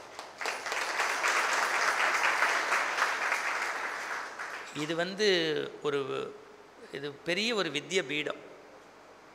இங்கே இந்த வித்தியத்தை ஒரு தெய்வமாக நினச்சா தான் இந்த இடத்துல பண்ண முடியும். ஆனால் ரொம்ப அட்டன்டிவாக நீங்கள்லாம் ஒரு ஐ கான்டாக்டோட ஒரு 2 hours ட்ராவல் ஆகி எந்தவித ஒரு எதிர்பார்ப்பும் இல்லாமல் மன மகிழ்வோடு இருந்தீங்க. உங்கள்கிட்ட நான் ஹம்பிளாக கேட்டுக்கிறது, இந்த இடத்த நம்ம சுத்தமாக வச்சுக்கணும். நமக்கு கோவில் கட்டுறதுக்கு செய்கிற மாதிரி இந்த இடத்துல சர்வீஸ் எல்லா இடத்துலையும் எல்லாரும் எல்லாமே பண்ண முடியாது. இப்போ நான் என் காரில் பார்த்தா அரிசி பருப்பு, இப்போ நீங்கள் கொடுக்குற காசில் ஒரு பகுதியை ஒரு உண்டியலில் போட்டுப்பேன். அந்த நம்ம எங்கள் ஆற்றுலேயே ஷூட் பண்ணியிருக்கார் தெரியும். போகிற இடங்கள்லாம் வேத பாடசாலைக்கு பணம் கொடுப்பேன். அப்போ அதுக்கு அவனுக்கு செஸ் போர்டு வாங்கி கொடுக்கணும், அந்த குழந்தைக்கு கேரம் போர்டு. அது மாதிரி இந்த சத்சங்கத்துக்கு நிறையா செய்யணும். அப்போ தான் இசை, நடனம், வில்லுப்பாட்டு இதெல்லாம் வளரும். அது மூலியமாக ஆன்மீகத்தை பரப்ப முடியும். இந்த தலைவர், செயலாளர், பொருளாளர், இந்த எக்ஸிக்யூட்டிவ் கமிட்டி மெம்பர்ஸ் எல்லாருக்கும் ஒரு நிமிஷம் இடைவிடாத ஒரு கைத்தட்டு கொடுத்துடலாமா? பத்தலையா?